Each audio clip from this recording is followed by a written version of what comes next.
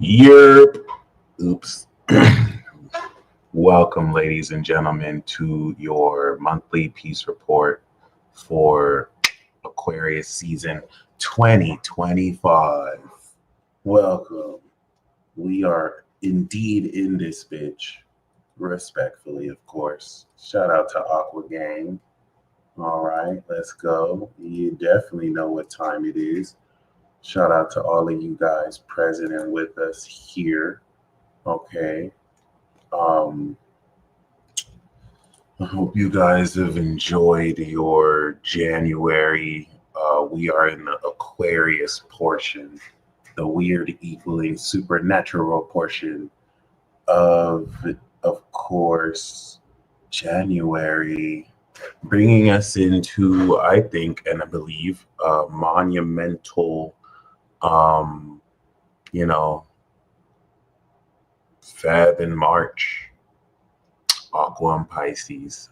We've reached the second stage of completion here. And it's cool because, as I was showing you, we are completing the previous Capricorn cycle with starting, or rather, we are starting Aquarius season, completing the previous Capricorn cycle. Shout out to Room KTC, Sun Pluto gang. All right, all of you guys who have Sun Pluto, today should be an exceptionally unique day for y'all, whether you have it or not. We're finally here. A lot of you have been anticipating, waiting, preparing for this day period, maybe your whole life. Regardless, you know, welcome.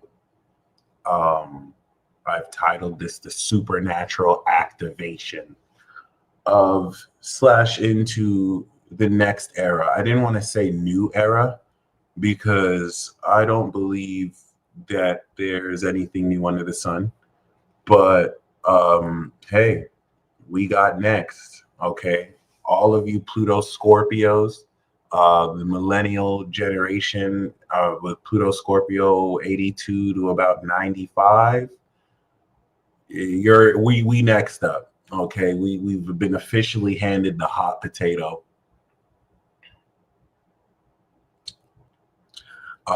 Shout out to Generation X, who was handed the hot potato right before it was about to bust. I know y'all had no problems handing us that hot potato, you know. But yeah, I know Gen Z isn't going to take the hot potato. So millennials, it's going to bust with us. It's not even a prediction. I'm just letting you know that right now. It doesn't have to be bad if you just played a generational game of hot potato. We're the ones who, I feel like we're the hot potato generation, because Gen Z, Gen Alpha, Gen Beta, they're not even going to take the hot potato. They don't want to play the game. They're going to be like, no, you want to give us that? And we're like, look, Gen X and the boomers gave us this. Take it. They don't want to take it. So Gen Z is going to eat. They're going to roast the hot potato, burn it, eat it.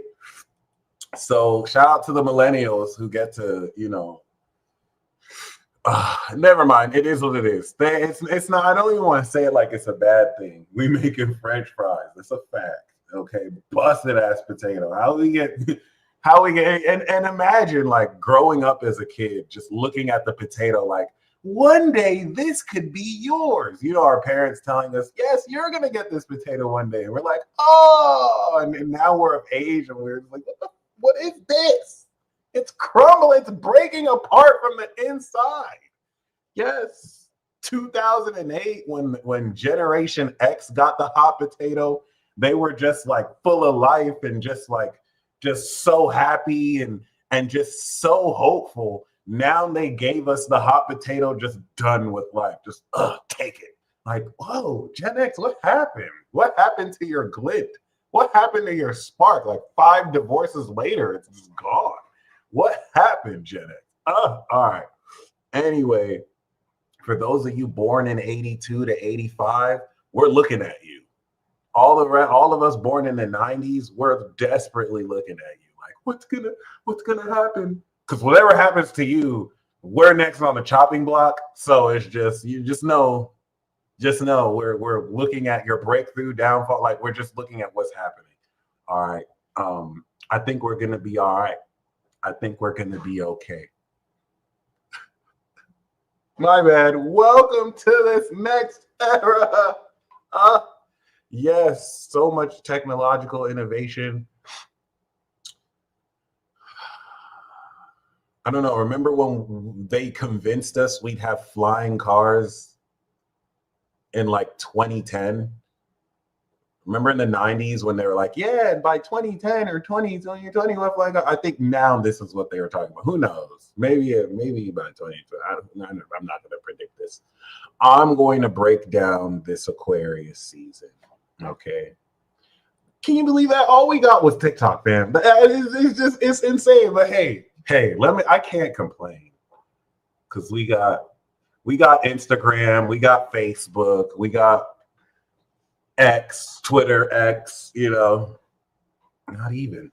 But it was only 3 divorces. Thank you very much. Thank you. That's amazing. They meant for the government, not for civilians. That's so true.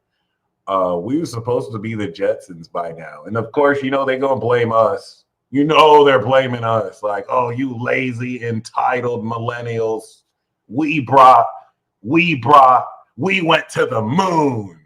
And Gen X and millennials are like, did you really go to the moon, though, for real? That's where we're at right now. Anyway, it is what it is.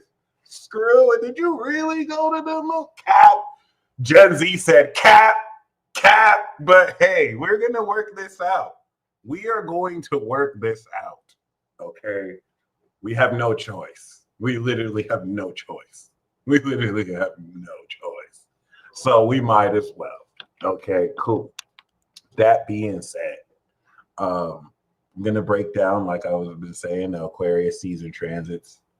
Let me put the live reading cue for Instagram. And then we can get started. I don't plan to be on here too long. I just want to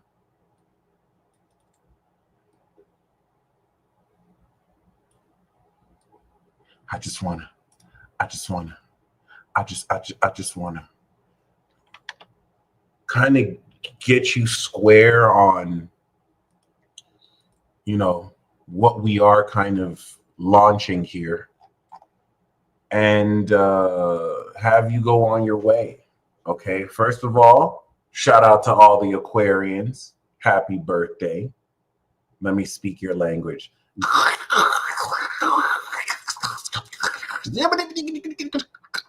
I don't know alien, and there's so many different dialects. I'm not trying to, but I will say the translation for that is, we have readied the planet for your invasion. These mortals have no idea what's coming. Okay. That being said, I hope you're excited.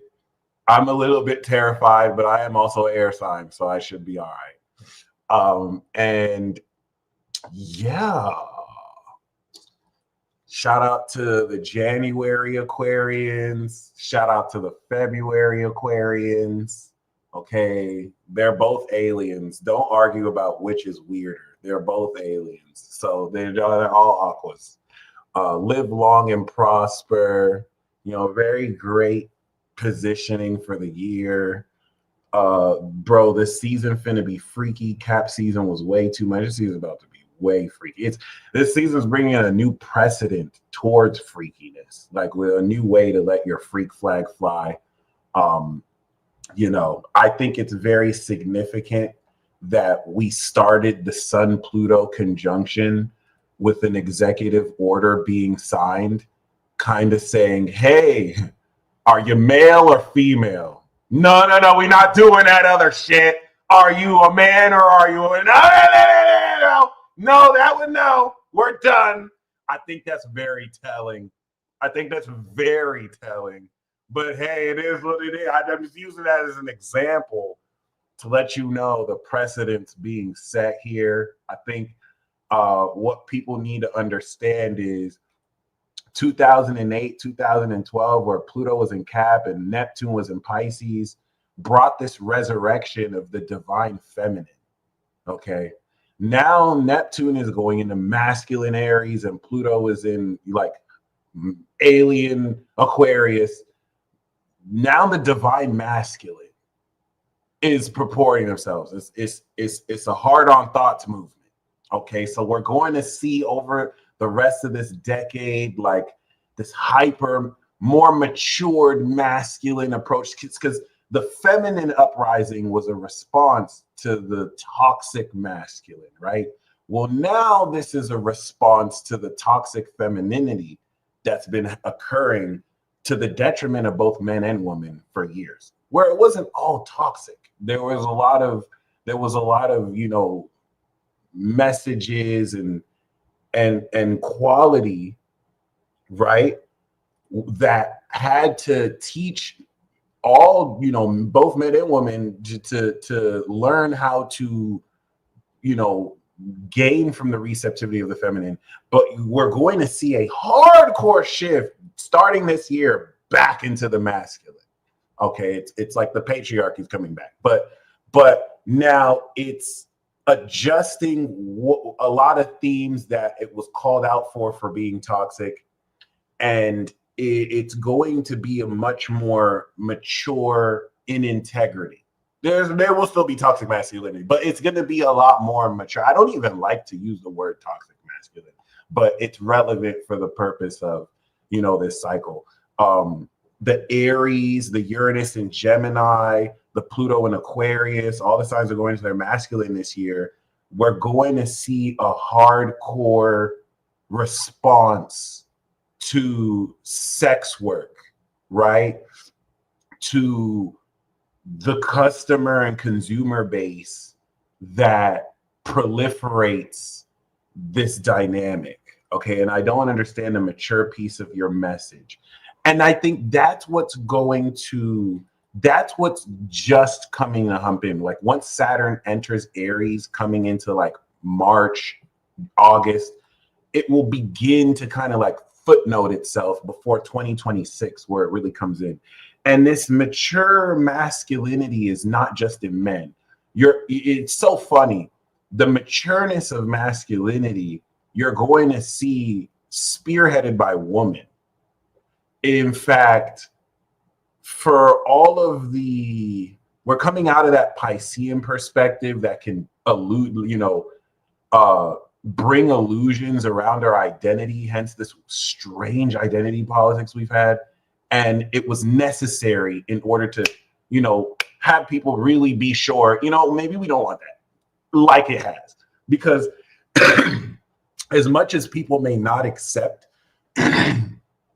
the queer, transgender, LGBTQ identity politics era was very necessary, if at a point to bring this up in conversation, whereas so much stuff was suppressed.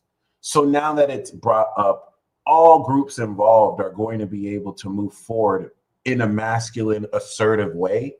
And a lot of the hyper masculine themes you're going to hear from women getting at men and women, and also, you know, confirmed and also heavily from men as well. So when I say masculine, I don't want you to think it's just tied to men. What's very beautiful about this hyper masculine period is it's going to bring a renaissance of, you know, more success with women, putting women in the forefront of arts, but not in a way that's forced and pandered, but in a way that's actually authentic, whether you're a man or a woman, because they did it with men too.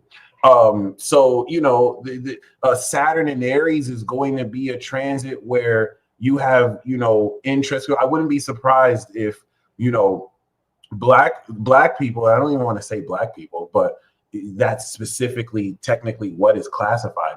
Black people in suffering a loss, majority or percentage, who voted for Kamala might learn from this and realize, in order to be heard, in order to not get taken advantage of by interest groups and political groups, it may be time to start a black party.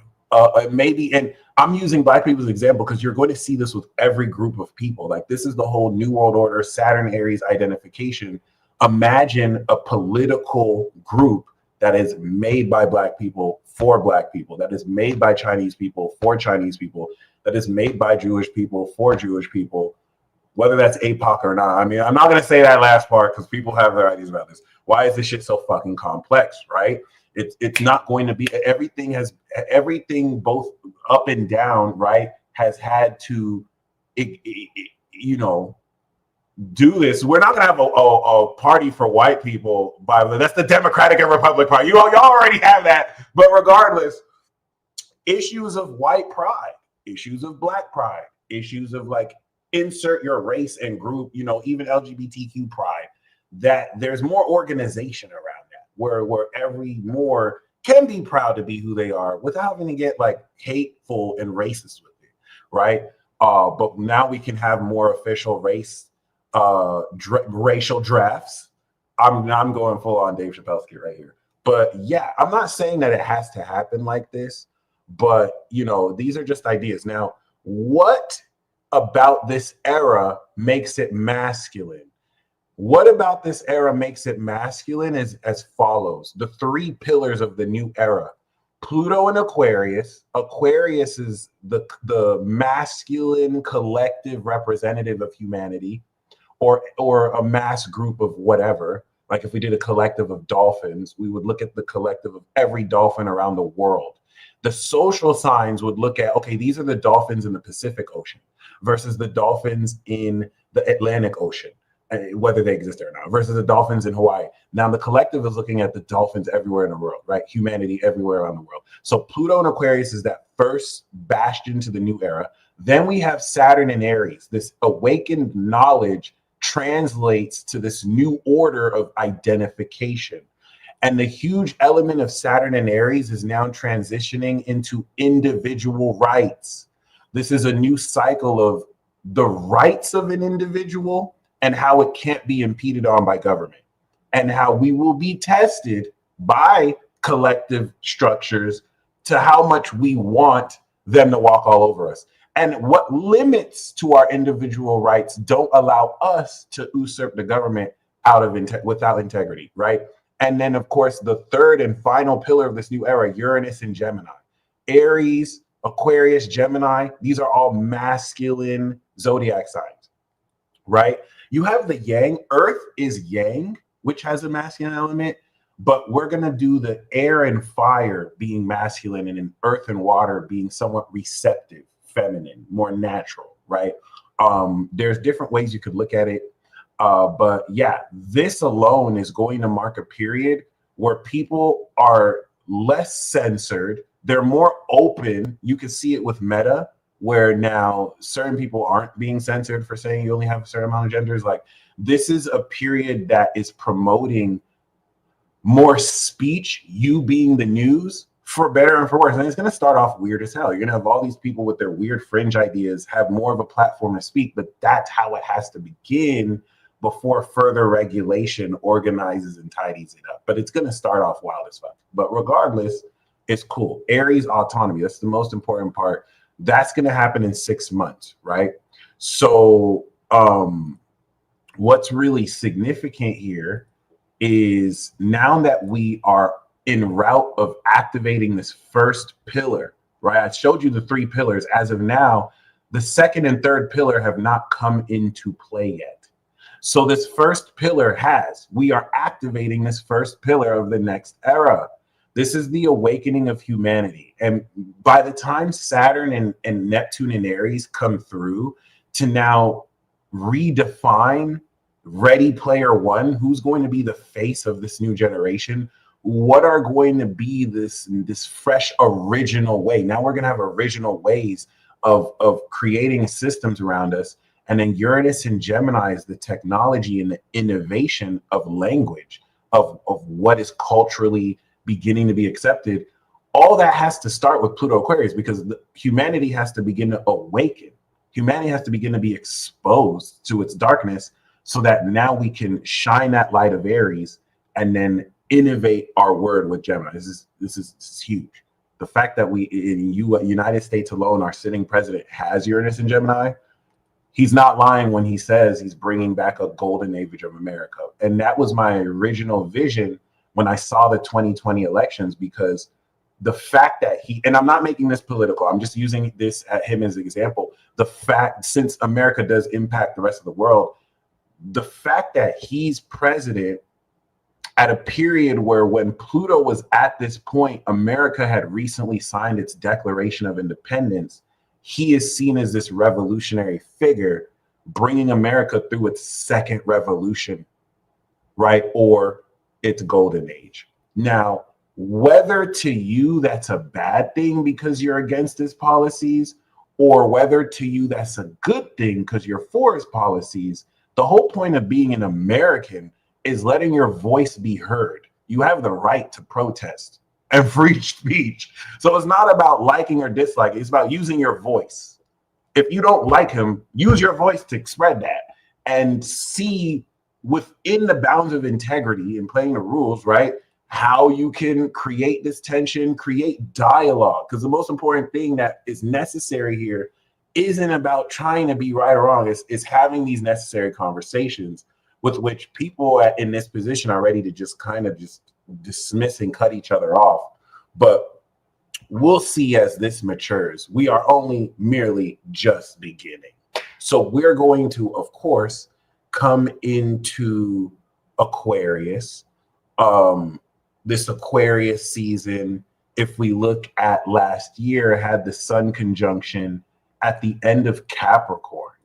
All right. So this is technically, whereas we had Venus and Mars conjunct in Aquarius, this is the first conjunction we're having in Aquarius in 248 years. Pause for dramatic effect. Okay. So, allow the players. There's many important players, right? No one can truly distract you.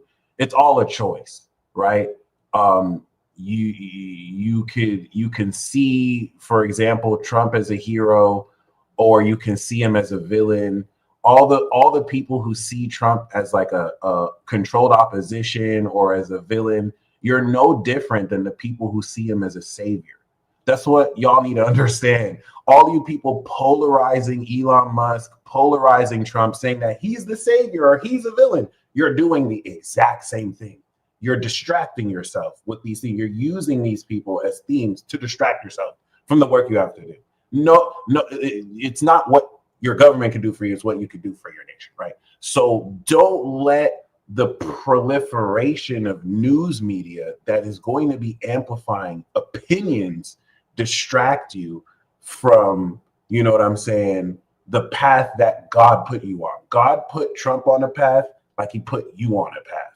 And what you're meant to do is no one's business outside of what you reveal. So just don't let everyone's opinions that are going to be crazier and amplified distract you from what you're meant to do, which has nothing to do with, it could be aligned and integrated through politics, but it's nothing to do with politics, nothing to do with the public or private sector. It's nothing to do with the worldly things and worldly wisdom.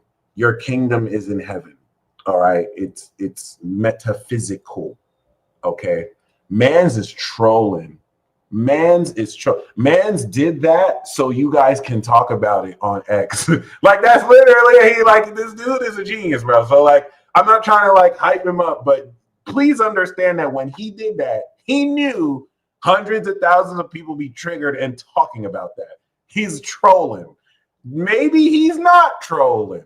Maybe I'm in denial, but this man owns a social media platform where he is aware that people talk about stuff. So, you know what I mean? It is what it is. Once again, don't put your power in individuals to believe they have control over your fate, and then at the same time say you trust in God. You know what I mean?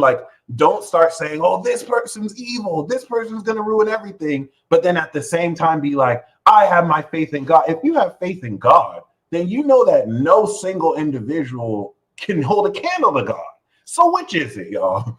I get that we don't, I get that we don't like certain people, and it's okay to dislike certain people, but don't let your hatred of them bring you into a derangement syndrome where now they can never do any good, and you forget that everyone has a part to play in this will and in this universal, facet. That's not to say people can't be called out for what they do, right? But let's just, just really, really rake it in, because these are the things that will distract you from what's unfolding, all right? From what's actively awakening. This Sun Pluto right here is quite literally the activation of a whole new generation beta that's getting ready to advance the entire world with Gen Z, Generation Alpha. Okay. Don't go all Virgo South Node, right? I love that. So if you are ready to, of course, bring in this next era with me, all right? Well, the first thing that I would like to once again reinforce is Pluto. Yes, people are getting at Nelly and Snoop Dogg because of, what he was pushed to say before. It was really no different. He was pressured by Democrats to take the stance he did. Now he's being authentic again. You know what I mean? Like, people can change their mind.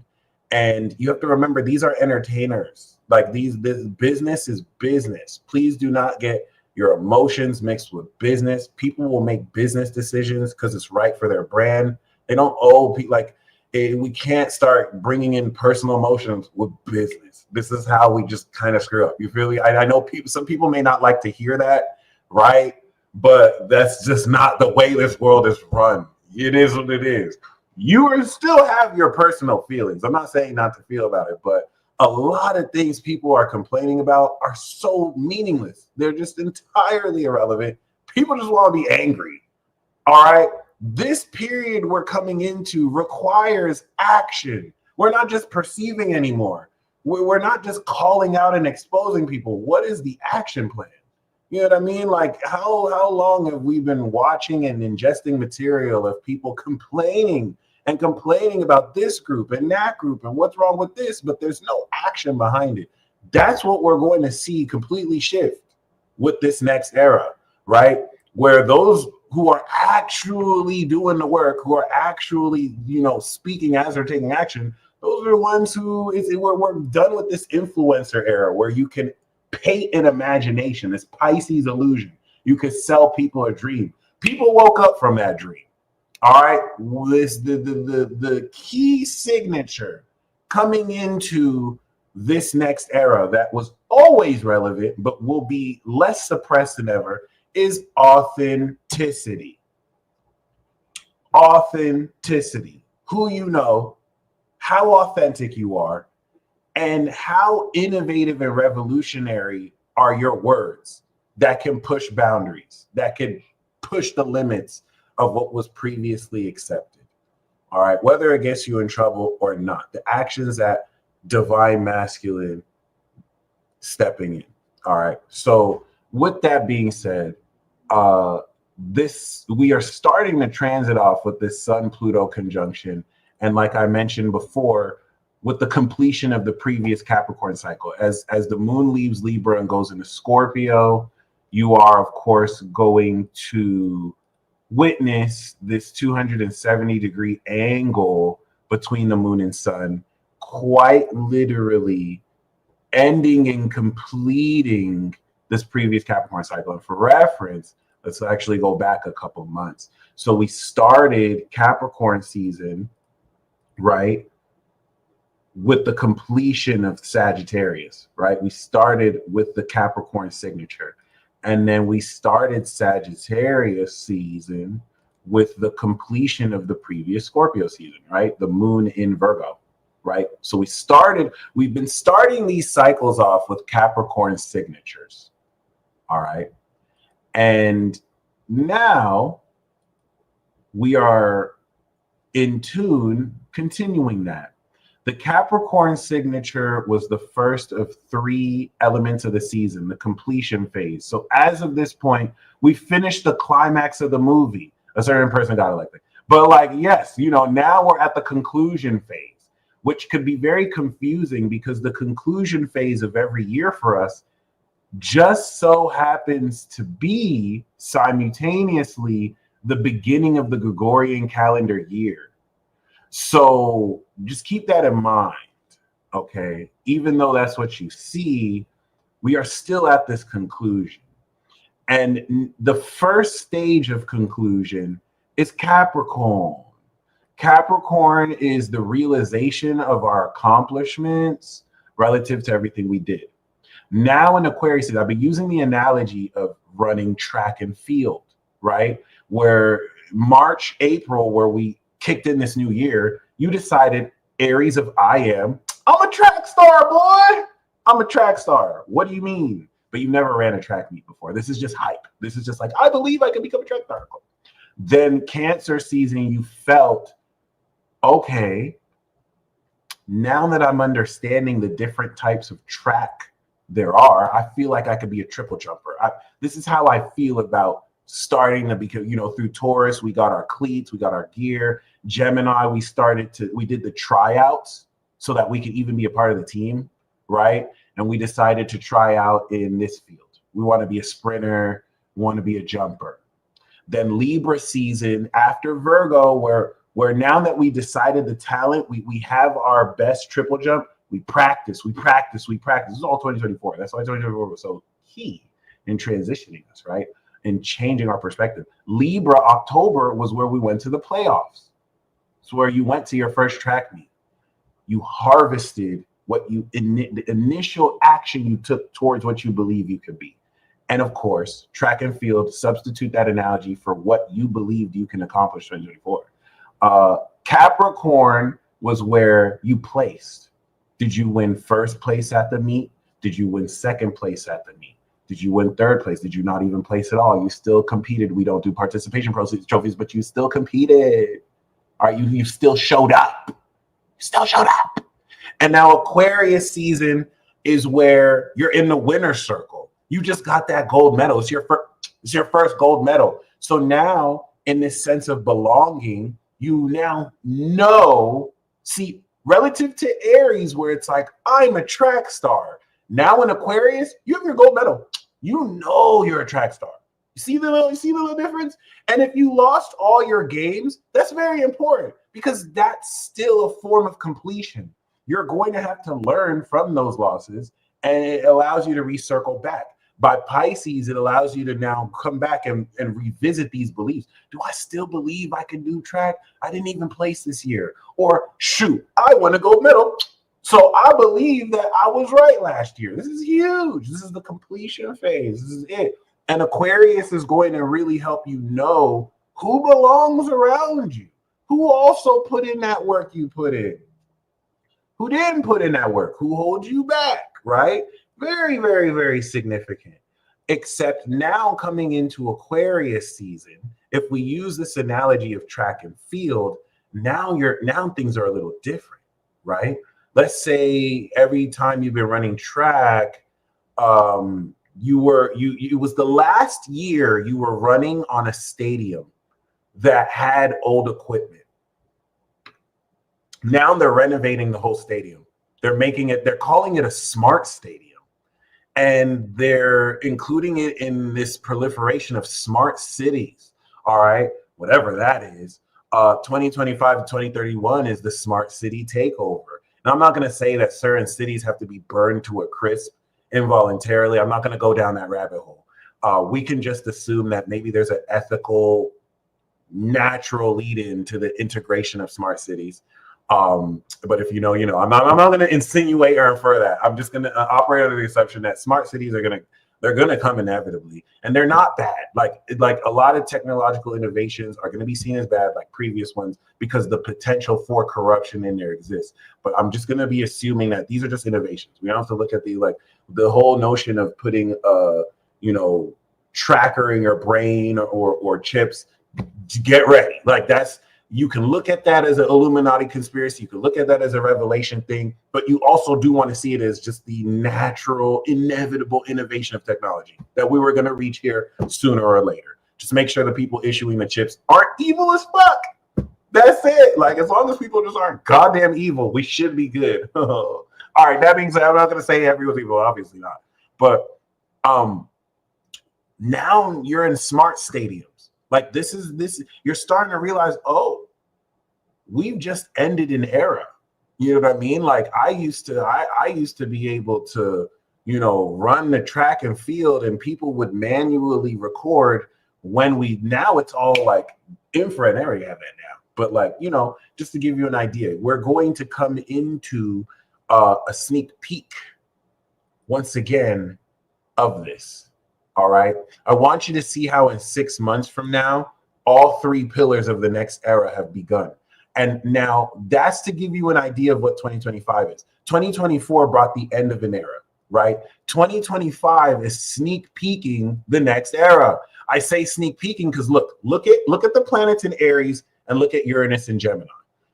Saturn and Neptune go back into Pisces, right? Uranus goes retrograde by September, the south nodal eclipse, and goes back into Taurus. You feel me? So by the end of next year, right, by the end of 2025, Neptune and Uranus are getting ready to go back into Aries for good. Uranus is getting ready to go back into Gemini for good. So that's the last half of the year. The first half of the year by August is bringing in this new era. But now the retrograde back into Taurus and Pisces is, oh, now that we've seen what this is looking like, we can reevaluate what we previously imagined. It's like we're going to break in GTA 6, and then with the retrograde, we have to make obsolete GTA 5. We have to make obsolete PS4. We have to make obsolete PS5. We can't have this on our shelves. We just launched the PS6, so we have to retrograde, go back. And now all the manual currency we had in our system, we have to replace with digital. Everyone's buying crypto now. Everyone's buying digital currency. That's just an example. I'm not saying physical currency will be phased out, but I'm letting you know that's what this looks like here. So when we come into 2026, then it's all systems ahead. And now we're really in the next era. But I wanted you to see how 2025, we're like, peekaboo. Yeah, this is what it's going to look like. All right, get ready. We're making it obsolete. Like, that's it. And when we retrograde back into Pisces, now what you used to accept, you're not going to accept anymore. You just flown private. Now you're going back to commercial and you have to go to the TSA. It just doesn't feel the same. It just only feel right. It just feel like we're going back. So, like, that's a major theme of this year. Major theme of this year. I've been using the analogy of Noah's Ark. Noah's Ark. Noah had like about a 314-day whatever ark ride. Saturn going into Aries is where we, through those Mercury retrogrades, like when we have the Mercury retrograde after the eclipse in March, we're sending the bird out and we're seeing land. We're like, oh, we don't have to be in this ark anymore. Like, that's where we are. All right. God has flooded the waters, all these heathens, all these, you know what I'm saying? Like, evil people, they've been flooded away. Oh, that's horrible. And of course, all of this next era moving through is, of course, going to prepare to now establish something new before anyone knows. Okay.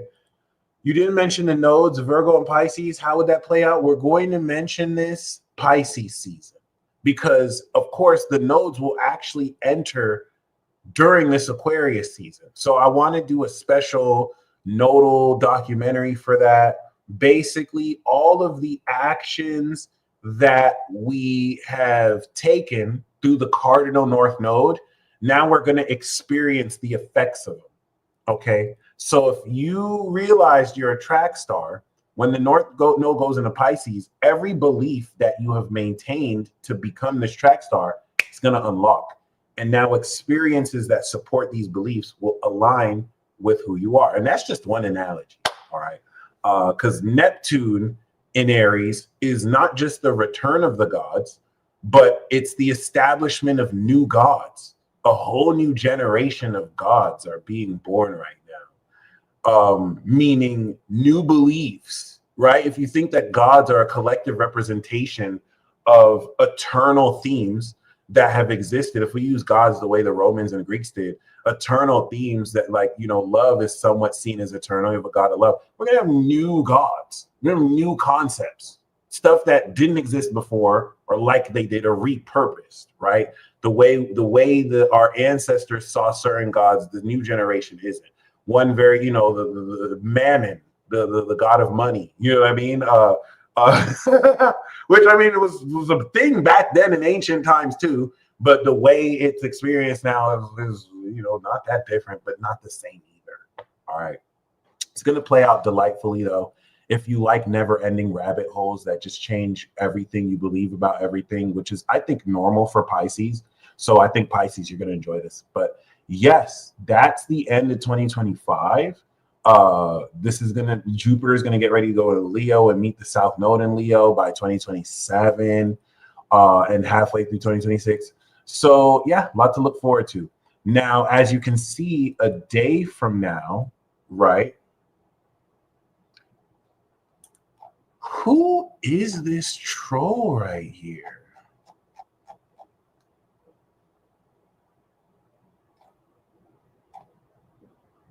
Queen the Empress, who are you talking to?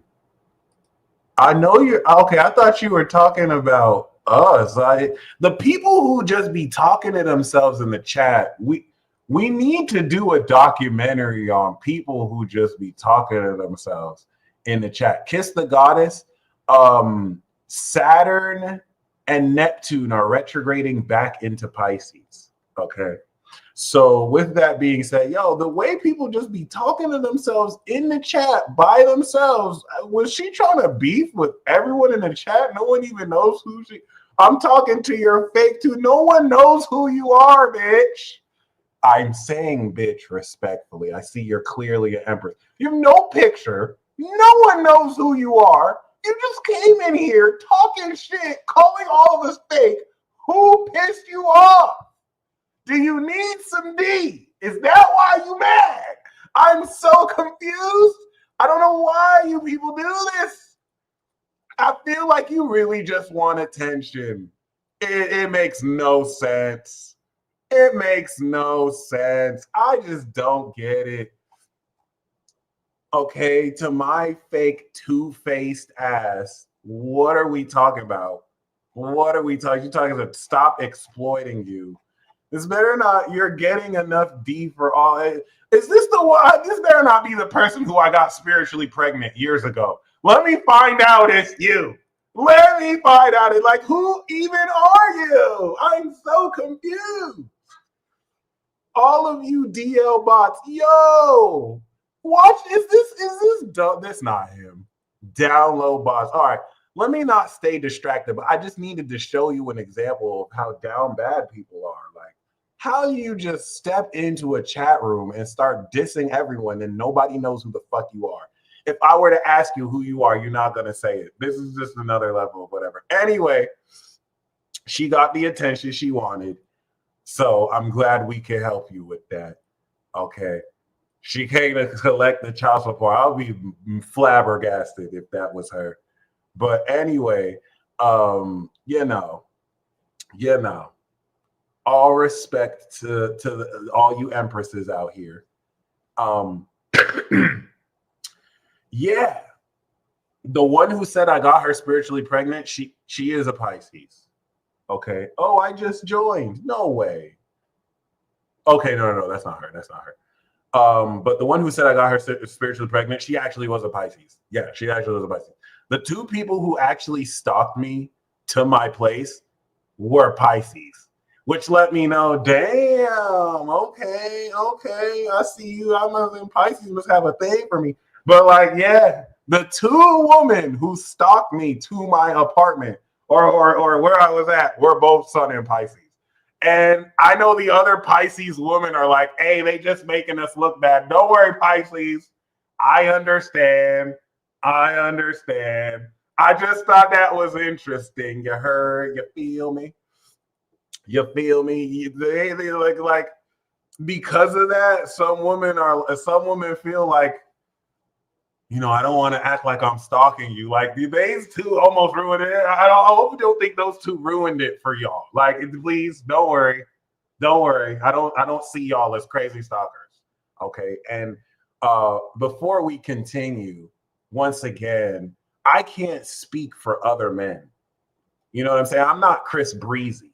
I'm not Drake. I don't have women breaking into my mansions and trying to like have babies with me. So I just wanted to, so I can't speak for other men, but I could just say as a man, it's just not this. It doesn't feel the same. Like if I was a woman being stalked by a man versus a man being stalked by a woman, one I can imagine is just a lot more creepy and threatening. I never really feared for my life going through these experiences, but then again, I can't speak for other men. Some men, crazier women stalk them. You know what I'm saying? Slash their ties. So I can't speak for other men. I can just say, damn, I can't be like, I know how you ladies feel. No, I don't. No, I don't. I don't have people sending me whatever pics. You know what I'm saying? It's just not the same from being a man or a woman. I'm not gonna be like, what? You just sent me a picture of your vagina? How dare you? Like you know what I mean? It's just not gonna be the same. It's just not gonna be the same. So it is what it is. Now, if you want to send me a picture, I'm just okay. But that being said, you feel me? Just I hope thank you, Ellie. I just hope I hope you're prepared, But were they Latinas? Only the second one was. The first one was Nubian princess. The second one, I think, was from Peru. No, she was from South America. And I'm crazy Gemini. Like, you know what I'm saying? The first time when she had pulled up on me, I went to see Turquoise Jeep at Ninja Karaoke. And I posted on Facebook, hey, I'm going to be here. And she just pulled up on me. So instead of just making a scene like, how dare you stop me? I told you to stop seeing me. I was just like, you want something to drink? I was just so defeated. I was like, you know what? You want something to drink? And we chopped it up a bit. We were talking. We went out to the back to go see him. And that's when she was like, yeah, I have my trailer out here. I'm trying to move my two kids in with you because you're meant to be, their dad. And we can have, you know what I'm saying? And I'm like, yo, hold that thought. I'm going to be right back. Ghosted her. And that's it. You know what I'm saying? And then the second one, she came to my apartment when I was living in Paradise. But I was living with the Scorpio, Esco, and my Cancer sister. So my Gemini was like, well, she's already here. I might as well let her in. My Cancer sister and Scorpio were like, boy, if you don't, man, tell her ass to get her. Like, thankfully, I had the water sign delegation to just snap me back. You know what I'm saying? Like, hey, you have to leave, man. Like, it is what it is. Better than your coffin, right? Like, I just seen them as just overzealous. I chopped it up with my stalker. So Gemini, that's what I'm saying. Like, that's how I knew I was crazy. I'm like, no, ain't no way I'm chopping it up with people acting like it is what it is. But yeah, saved by water. And I can't be angry at a woman obsessed with her chocolate highness. Like I'm just so sexy. You feel me? Like I see you guys. If you obsessed with me, I'll never be angry with you because you know what I mean? Who's not going to be obsessed with me? You know what I'm saying? You know what I'm saying? Crusty, dusty or not, I'm still sexy chocolate. So I can't even be mad. You know what I'm saying? It is what it is. I if anything, you got good taste. If anything, you got good taste. That's why it's like if you caught me, okay. All right. You know what I mean? All right. Let me stop being stupid as hell. So yes. And that's why I couldn't do that as a woman. Like I ain't no way I could keep that same energy if some creepy dude was stalking me. That's why I can't even say it's the same. But hey, screw it. Okay. We're starting this. Okay, no, yeah, that's true, Poet Lounge. Be careful of the people who would kill to meet you. For sure. You know? Okay, so yeah, we have the moon in Scorpio. This is how we're kicking off the transit. We're understanding the pure wisdom that is the fulfillment of this awakened awareness of knowledge, because knowledge has its home, wisdom has its home in knowledge, and knowledge has its home in grounded value. All right, what's actually valuable, what's actually real. So the fulfillment of knowledge is actually wisdom. The fulfillment of manifestation is knowledge. The 10th house of Taurus is Aquarius, because if I have this, then when I know what it is, I know what I have. I fulfilled it. Oh, and this is what I have. But the fulfillment of knowledge, Aquarius, 10th house is wisdom, right? And that's just, I just want to sound smart saying that. I'm really just saying the 10th house of Aquarius is Scorpio. But yes, we are effectively beginning this Aquarius transit with the moon making a quite literal 270-degree angle with the sun. And in starting a zodiac sign season transit with completion, it's not only completing the previous cycle, in this case, power, which we're converting into energy, but now this is setting up the next cycle we're going to activate, the new moon in Aquarius. So the first part of this is going to bring in the moon from Scorpio to Aquarius. And that's what allows this first part of, you know what I'm saying, this Aquarius season with the awakening of Pluto. The Sun Pluto Aquarius is a 20-year activation cycle. What do I mean by that? I mean that every year over the next 20 years, we will have this activation increasing in, of course, Aquarius. We're going to have this in 28. We're going to have this in 29. We're going to have the conjunction 2030 at 9 degrees, so that by the time we're at 2031, we begin the next wave of conjunctions at the second decan. Okay.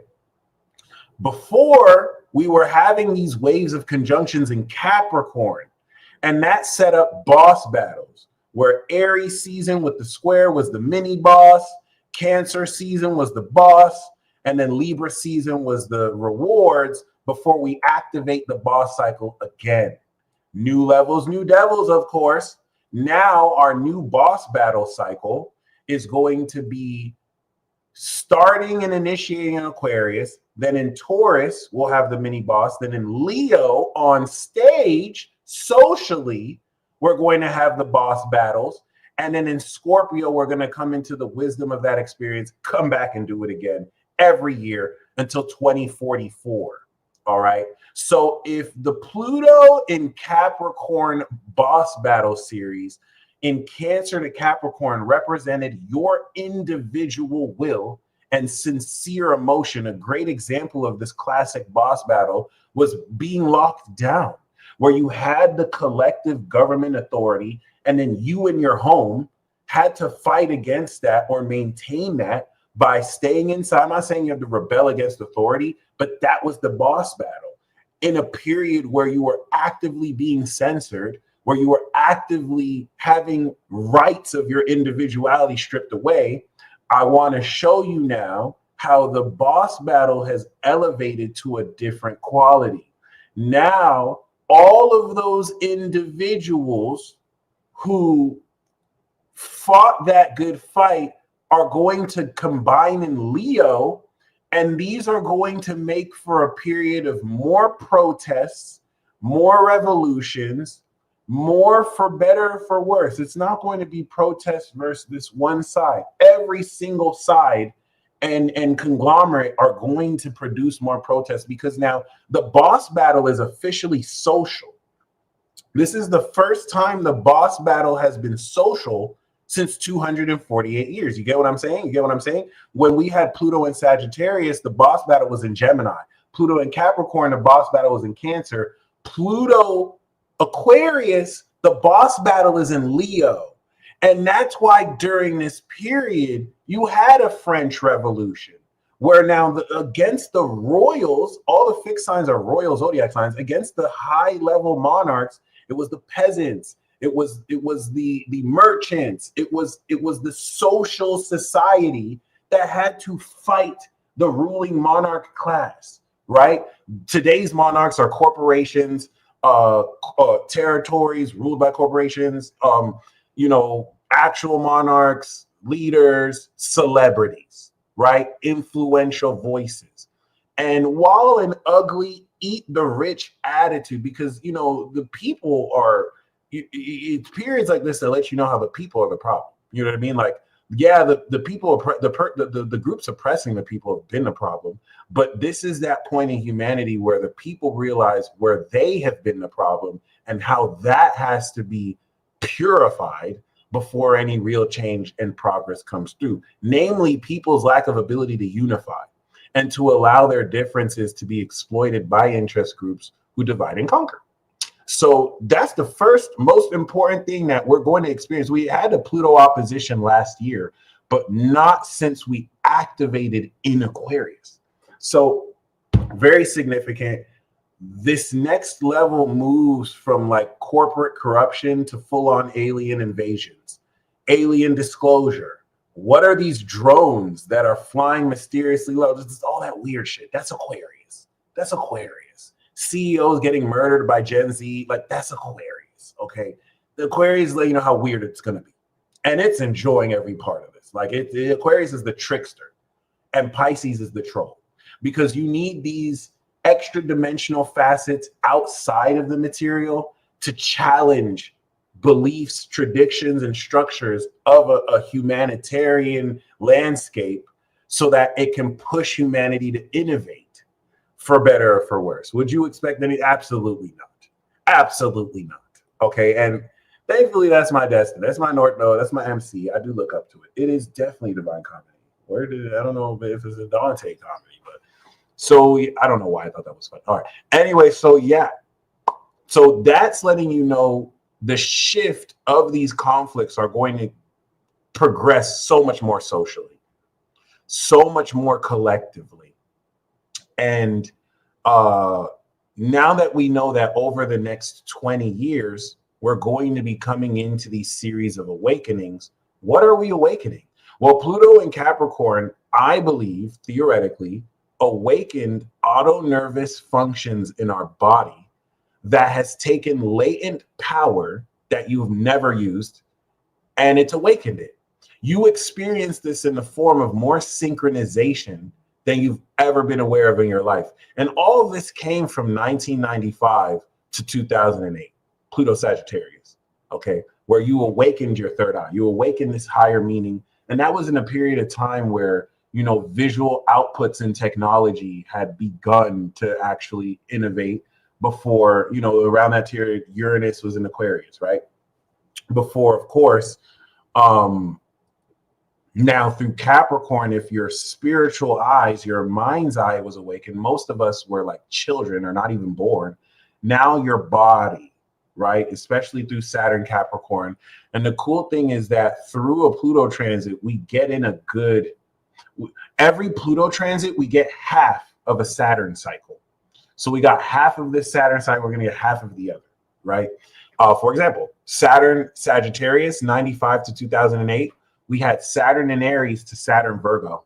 And in 2008 to 2024, we had Saturn Virgo to Saturn Pisces, where Pluto Aqua, we're starting with Saturn Aries again. So we're going to do a whole documentary series. And, if any other astrologer wants to do a documentary series like this, the whole purpose of this isn't trying to feel like, oh, this was my idea and I'm the only one that can do it. Unless it's your copyrighted material. That's entirely different. But like, ideas like this, we want to see it. Like I want to see every astrologer do a Sun, Saturn, Pluto documentary. If we have more voices sharing their analysis on these cycles, it's going to create so much more knowledge. Mystical Illuminations, PCO, we're going to do an extensive documentary series on the previous Saturn, Pluto cycles. We're going to break down each generation. It spells out literally everything to you. Like I'm going to do a special episode series about the entirety of the Palestinian and Israel conflict from its, for the pre-issues. I've seen a couple documentaries. I'm just going to tie where Saturn and Pluto was. And you will see each phase play itself out. And in putting that information out there, we'll be teaching you how to see it in the stars. and to make your own conclusion, right? When I talk about astrological interpretations, I'm not speaking as a gospel preacher. I'm not doing this fatalistic astrology where it's like, if you don't believe in my opinion, you're getting the astrology wrong.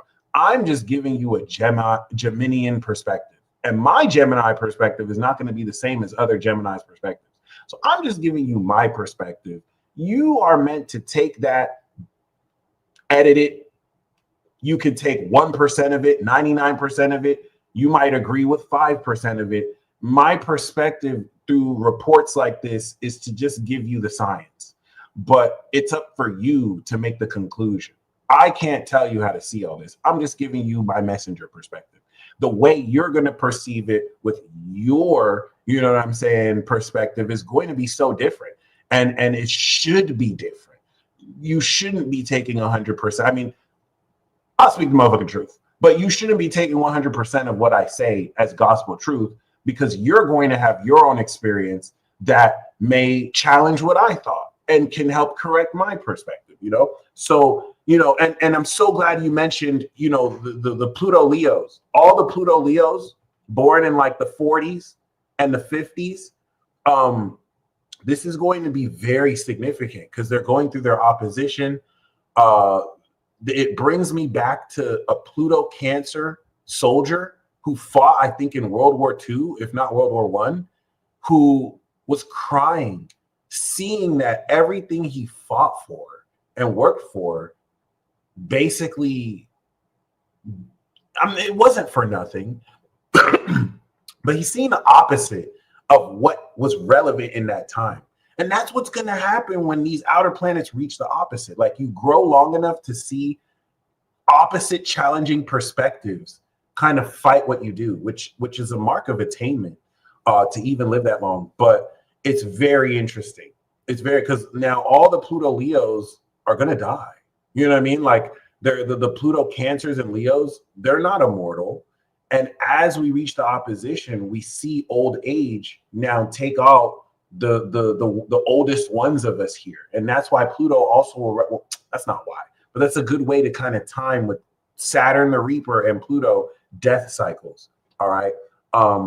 Regardless, it makes me look at those people as some of the most valuable people, because now they were alive at a period where maybe even your parents were young, and they have a unique perspective that someone who's just being born may not even be able to conceive or perceive, for better or for worse. This could be someone who you hate. You still need to get their perspective. You know, in light of the truth, you don't need to, but it's going to really bridge a lot. All right. Anyway, if Pluto and Capricorn awakened your body, and the physiological element of your supernatural capability, evidenced by synchronicities, and more synchronicities, the synchronization process, you know what I mean, has put you in a position to really understand at a physical level that you have augmented your physical senses to actually tap beyond the physical, because your physical sight and sound is limited by the spectrum with which it can perceive, presupposing that there is a much larger bandwidth that you can't even perceive. Well, you have awakened physiological senses to begin to tap into that which you can't physically see. And now Pluto in exalt theory, Pluto in Aquarius is now awakening your mind. All right. Capricorn is the integrity, the power of God collectively. Aquarius is the mind of God. If Gemini is the word of God, and Libra is that voice, the bridge of how we connect that mind and word with people, Aquarius is the mind, the fixed mind. And then Pisces is like the soul of God. It's like it's the dream of God, the imagination, right? So by 2044, when we have poltergeist-like experiences, because we've finished awakening our minds, you have to understand that Pluto in Aquarius is Star Wars. Who did that fall flat on? Because I felt it fell flat. I was like, yes, it might be a little bit anticlimactic because you watch the movie Star Wars and you're like, oh, I can move stuff with my mind. Oh, this is so theatrical. But in real life, it's not going to be that theatrical. It's going to be like, huh, oh, I just moved my cup. Huh. Back to washing the dish. Like, it's not going to be as theatrical as the movies make it. It's like, okay, now you can clean your dishes using your brain. It's actually going to be all in the mundane. How do you innovate your mundane chores and routines and everything you do with now using the strength of your mind, with which there will be augmented technology that helps guide into this? We're seeing new themes already being spoken about. People, a divide of people who want to stay human versus venture into being a cyborg. And it's not my job to tell you what's right to do or not, because I believe some people are meant to have technology embedded in them and some people are meant to stay human, right? It's all based on your choice and what is authentic for you, because that's going to influence who you're meant to speak out to and do, as long as you do it in integrity, right? But Pluto Aquarius is going to bring themes of, oh, should I extend my life and live to 2,500, right? Should I, even though you could argue that the technology that we have now has extended us to the 60s, where without it, we'd only be living up to the 30s. So we've already engaged in it. We already are like a cyborg, have these smartphones, right? The technology gonna have ads. It's really going to release, new levels, new devils, stretch a whole new paradigm. Listen, listen, this is it. This is actually, I'm a low-key terrified. It is all fun and games until these generation beta babies come of age. Gen Z is coming of age over the next 20 years. And that's terrifying because they're already shooting CEOs with bullet casings that have words. All right, my bad. Anyway, you have to understand the last time they were on this planet in the 1700s, they were the ones at the Boston Tea Party throwing over. All right, I'm good. Never mind. So like these little alien apocalypse babies are going to come of age one day. You have to look at them like the bringers of the end of the world. My bad. Anyway, it is what it is. Much advancement. I want to sound kooky now. So they already have precognition at birth. All right, my bad. I just sound like a stupid fucking nerd. Anyway, it is what it is. Don't say I didn't warn you, okay? I'm saying all this. I might have a kid if I get married and have children. They're probably going to be Pluto Aqua. And that's not the worst thing. That's not bad at all. I mean, at some point, people were looking at us like that. But this is different. This is not just Pluto Scorpio. This is Pluto Aqua. Okay, so just just keep that in mind. Know that you're giving birth to an alien baby that's going to talk back at you at 2 or 3 before they can talk, using ChatGPT to talk back at you. Be like, no, mom, actually, the state of the economy means that it's like, you're 5. You're 5. You should not be smoking me in arguments using technology. Go to your room. Go to your room. All right, it is what it is. My bad. All right. Anyway, cool. So I want to maintain the openly quirky and somewhat preposterous idea that over the next 20 years, you are awakening supernatural quality of brain and mind function that will tap you into a causal realm that exists right outside the material physical realm through your brain and imagination. I want to purport that the physical awakening of your body is a hardware base and frame of operation for the software that your mind will run off of your physical body is going to awaken the force, chakra, nen, ki.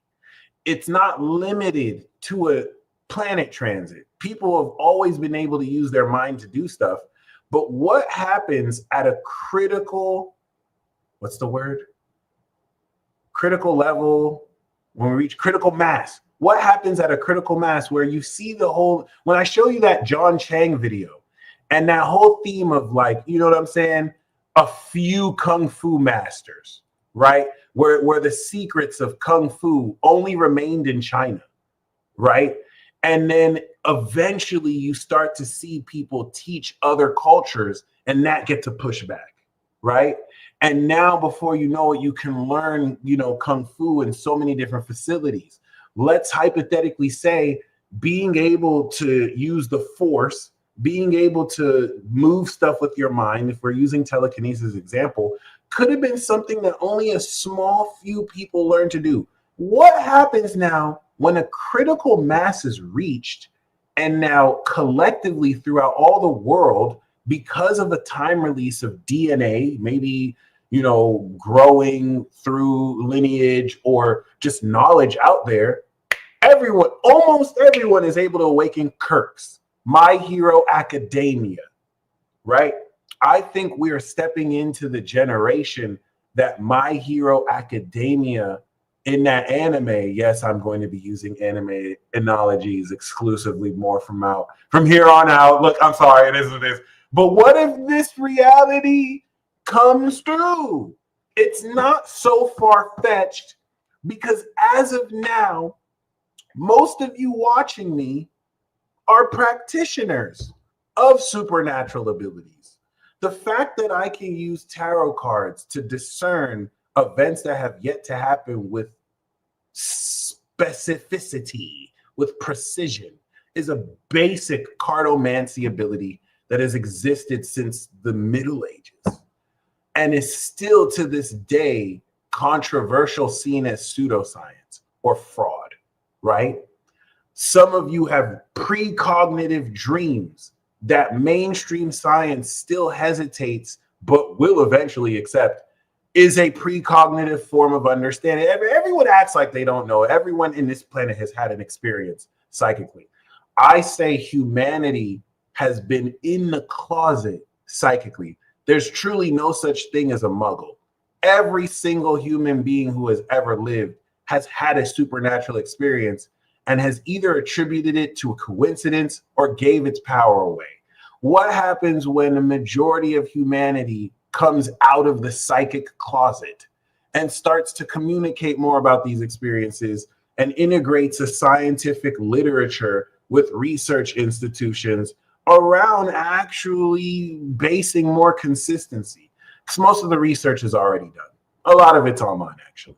And I mean in a replicable way with the scientific method that can produce consistency and results, where now we're asking the right questions, where maybe blocks towards achieving this were because we asked the wrong questions, and the people who did ask the right questions were killed, were silenced, literally killed. The people who made the technology to make a lot of these multi-million-dollar corporations, you know, broke, were killed. Their patents were stolen. It was shelved. Okay, like what if now a whole collective of people come up with it themselves and you can't? And I don't want to put the whole notion that there's some government conspiracy, because over the next 20 years, you're going to learn that the government actually has little to no control over really the actions of the people. That as much as the government can pull the strings, this is going to awaken to a lot of you that a lot of what's pulling the strings on this planet is far outside the government's reach and far beyond the elite's control. So the idea that there's a small circle of elites that are running things is not far off from the truth. There is truth to that. But you're going to realize that even these elites who think they run shit are puppets to metaphysical, extra dimensional frequencies and forces that you may not even be able to perceive, that can vibrate so quickly you can barely sense and tap into them. They may have to communicate through frequencies. Alien, right? Or you know, ghosts. So I'm not gonna say ghosts. We may not have a word for it, but as we awaken more quality in our mind to discern and perceive these things, right? I think that's what's going to miraculously remind people that we exist as one body, and these unseen forces are the ones, right? The principalities, Ephesians 6:12, the powers, the thrones that influence a whole lot of how things are run down. Obviously, there's no real scientific way to communicate that, but there are certain things that we communicate now that weren't able to be communicated before. So it's open to say that maybe our children or children's children or us may break through with that. So I believe all of that starts now. You know what I mean? It literally all starts now. It's activating the first of a cycle we're going to make every year for 20 years at increasing degrees. All right. And given that Taurus is ultra instinct, spidey sense, given that Taurus is natural, yeah, I got ultra instinct like the president, you know, it's a Gemini thing. They got ultra instinct now. You know, when the president hits me up because he wants me to be his personal astrologer, I'm gonna let y'all know I can dream, I can believe, I can imagine that that's true somewhere. And Kanye West, Kanye, Sir Ye, Lord Ye, hit me up, sir. You might need a Gemini as your personal astrologer. I'm just speaking it out into reality. Okay, it is what it is. But yeah, if you were in elementary school in the 90s and the CIA tested you for psychic abilities and have kept an eye on you, Pluto Libra lady told me about that. They called them indigo children, right?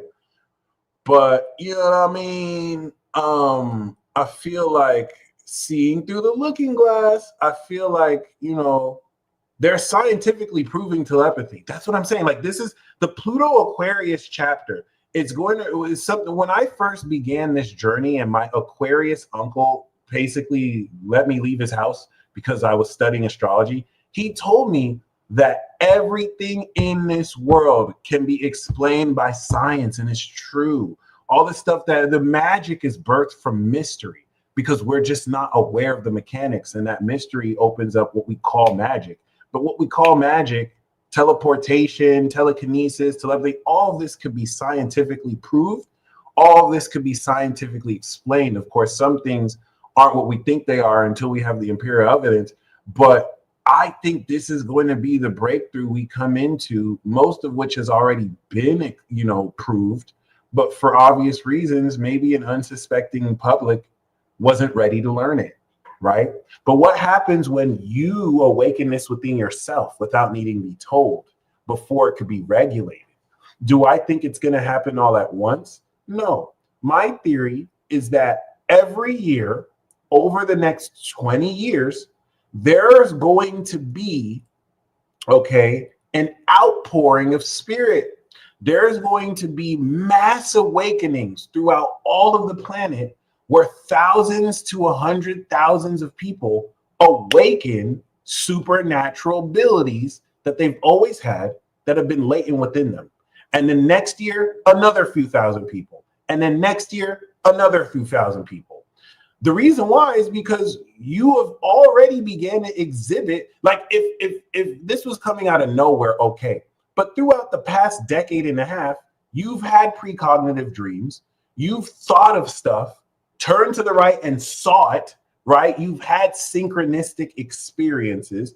You had to go through that whole gaslight train of people making you believe it's all just in your head, which is kind of half true because this entire experience you're living exists only inside your mind, regardless of what you think is external. I'm not saying that it's not real. I'm saying that it's still just a product of what's in your mind, all right? And I say that collectively as the universe, we could say is its own mind. Right?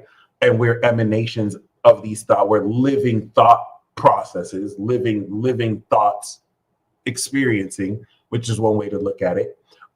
So Aquarius is just going to strengthen everything we began to awaken. It's going to strengthen the quality and focus more of it mentally. It's going to strengthen literally the quality of our thoughts as we step into more collective knowledge, Course in Miracles. So if you want to know what level, right, I believe if you have planets at the first 10 degrees of Aquarius, Taurus, Leo, or any planet or any zodiac sign, we could even say the waves could be influenced by degree, where those with the first few degrees will awaken first and those at the final degrees will awaken later. But it's not limited to that. Everyone's still going to awaken at their own, everyone. And this is now an awakening from body to mind. Okay. So on top of that, right, with this awakening of supernatural quality and potential, we're going to be harvesting this every Leo season. So every time we come into Leo, everything we activate here in Aquarius will now become Leo, where we effectively harvest this, right? In this case, when we have that 2-degree opposition from Sun to Pluto, everything we've begun to awaken mentally, this new moon. And I like how by 6 months from now, we're actually starting the transit with the new moon. So instead of starting the transit, completing the last season cycles, we're starting the transit, starting this. It's going to be, oh, this summer is going to be lit, guys, if we're not locked down and people aren't playing with us because, you know. But anyway, this opposition is going to begin to harvest this collective awakening of supernatural energy relative to how we express it socially on stage. So the Aquarius Leo harvest cycle, I want you to look at as every year, you're going to be writing a book. You're going to memorize it, learn it by heart, Leo. And then in Leo season, we perform it. Turn to chapter 2. Blah, blah, blah, blah, blah, blah, blah, blah, blah, blah, blah, because what you knew now has to be performed. And we're going to do that every year. And now every year of this is going to be influenced by Saturn, which is going to be, if Pluto is the hour hand, Saturn's going to be the minute hand, Neptune's going to be the minute hand, the sun's going to be the second hand, right? If the sun is the hour hand, Mercury's going to be the minute hand, the moon is going to be the second hand, right? So this is where with Jupiter every year moving through a sign, we can see what different phases of each flavor we break through. But it'd be lit even if we are locked down. I do agree. But we're in a book club. I like this. So you guys can come up with concepts for what these boss battles are going to be. I don't even think it's going to be a boss battle anymore. I think I just wanted to let you know, using those squares and oppositions to show how these tensions will be played out. I think we've elevated beyond just boss battles. So I think this is a whole collective, I think the purpose of this is for humanity to come together and unite. Otherwise, alien forces will divide and conquer us all. Forces that don't give a damn about our territories and the differences that we have in political, international struggles. Can we put these differences aside? I'm making this sound like a Hollywood movie plot, though. It doesn't have to be that theatrical. I don't think it has to be that simple. But, these are themes that may come through. We're the boss now, right?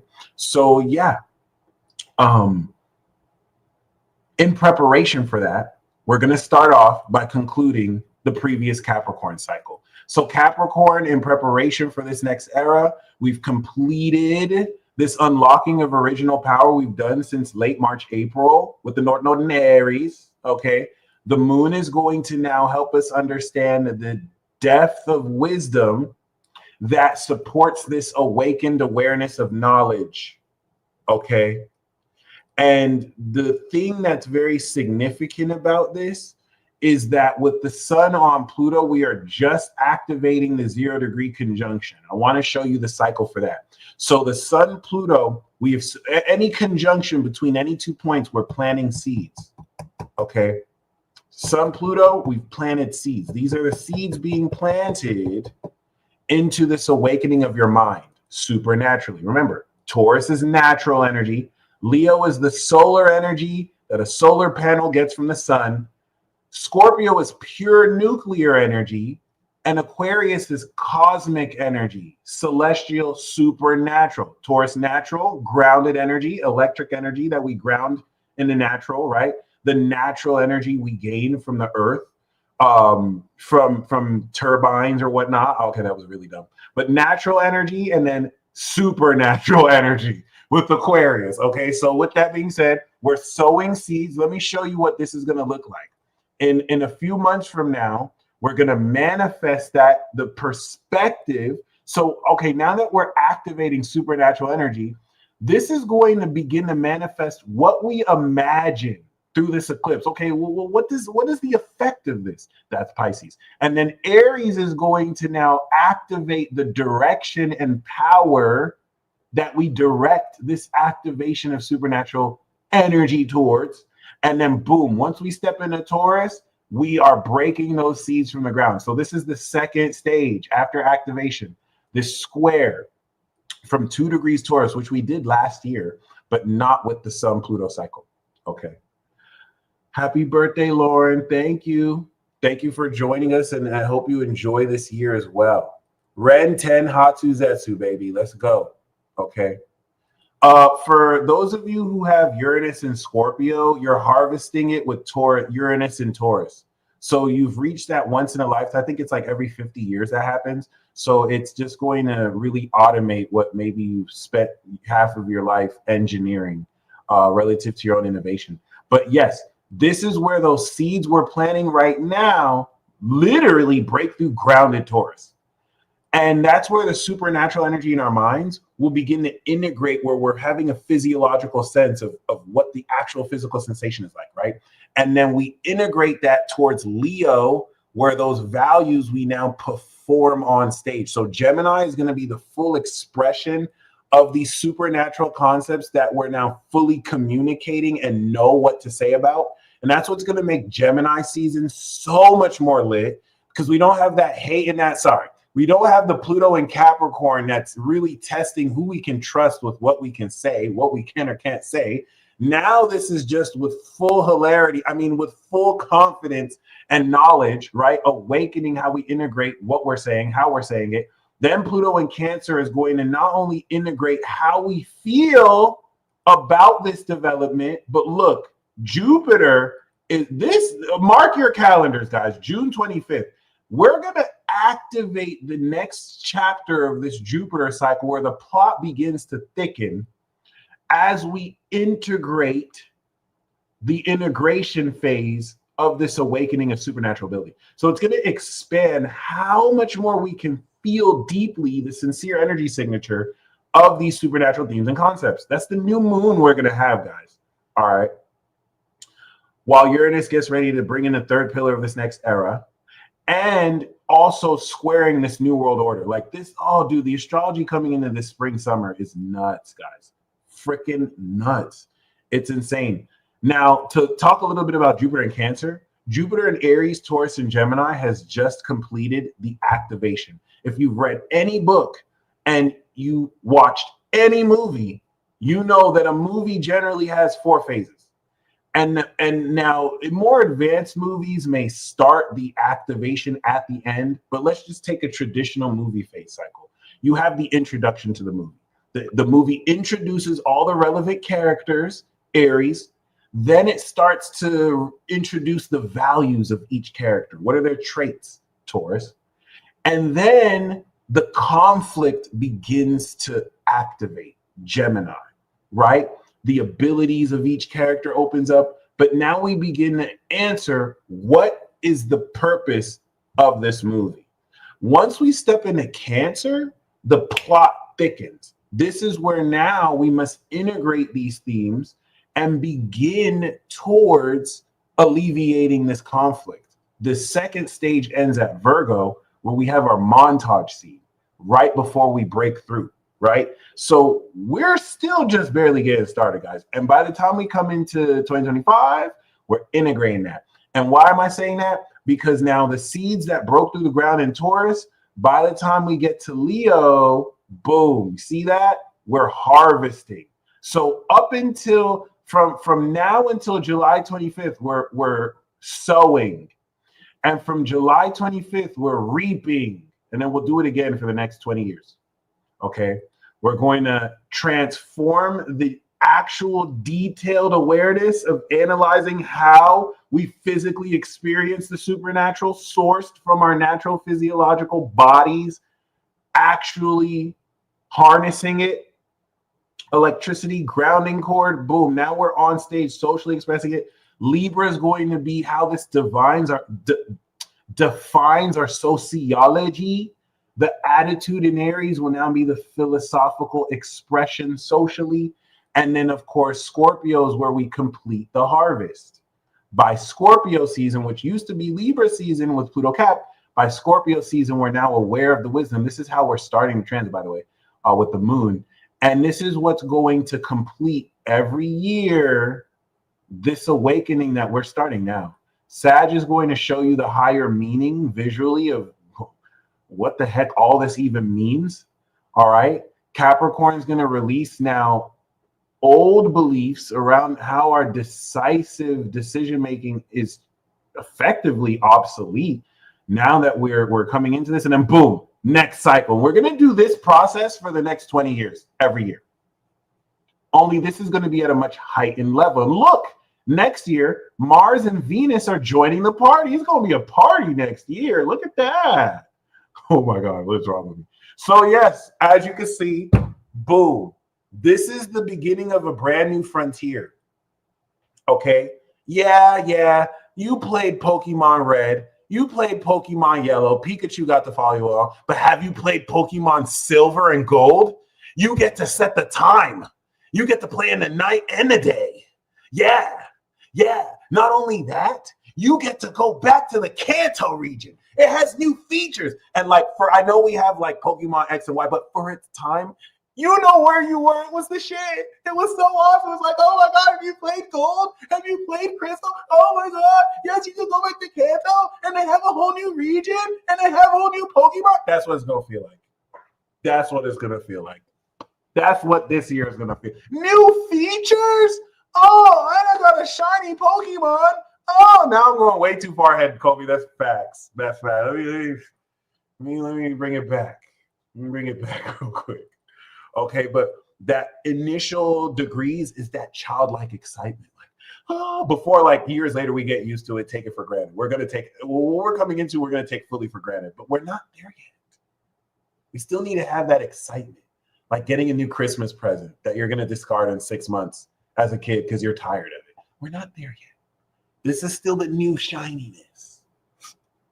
That's what's missing, the childlike excitement. I mean, considering the past few years where everyone's just expecting the worst, we're going to start to come back to that childlike excitement. We're going to see some of the best renaissances in every genre of music, in movies, in television shows.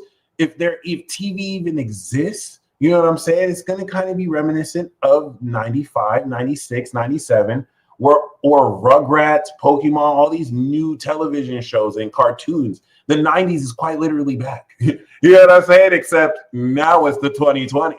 All right. And it's not going to be the same as the 90s, but it's going to kind of bring that similar feel where we're coming into new programs, new renaissance. So let's go back into this, right? We're going to start with completing the cycle. The moon in Scorpio is going to complete the wisdom we've gained from activating this new incredible power. And what we want to see during this completion phase from Capricorn to Aries is Mercury getting ready to enter Aquarius. Okay. So the moon is going to go into Scorpio. It's going to reinforce this integrity of beliefs, form this grand water trine with Mars retrograde that is adjusting the assertiveness of how you feel about what you desire. It's going to sextile Uranus, further unconventionally innovating these actions, but now with Venus that has been polishing and smoothing our beliefs. All right.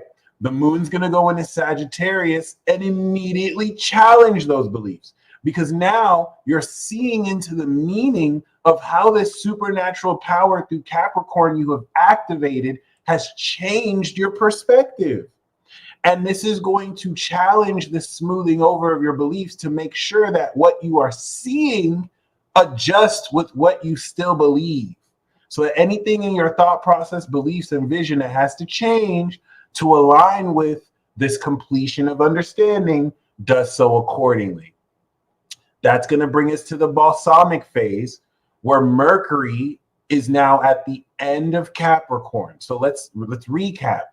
With Mercury that's going to finish out of Capricorn, this is going to bring the organization and construction of our thoughts and our brain's processing of information to a peak, to a mastery that's going to get ready to overtake the sun. We're going to have the sun conjunction to Mercury in Aquarius. So the bird that we had reevaluate what we were aware of is going to catch up to our awareness. And then we're going to start processing information ahead of what we're being aware of. In this case, inequality of knowledge. So this week is very significant. Everything that you have done the past month, you're coming into the rewards for. You're consolidating and reviewing these rewards so that we can sow these new seeds during the new moon that will actively incorporate Pluto, Mercury, and the sun's presence. This is that activation of this new cycle. So whereas today we've activated the Pluto cycle and now turned it on, now the new moon is going to turn everything on now that that's on. All right, and has kicked in. This is the official beginning of Aquarius season.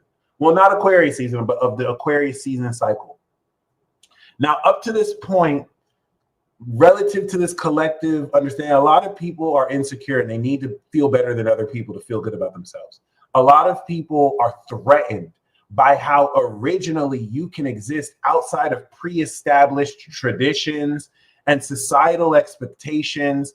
Many people do not understand the difference between widely agreed and accepted principles, widely agreed upon accepted principles, or widely accepted agreed upon principles versus truth.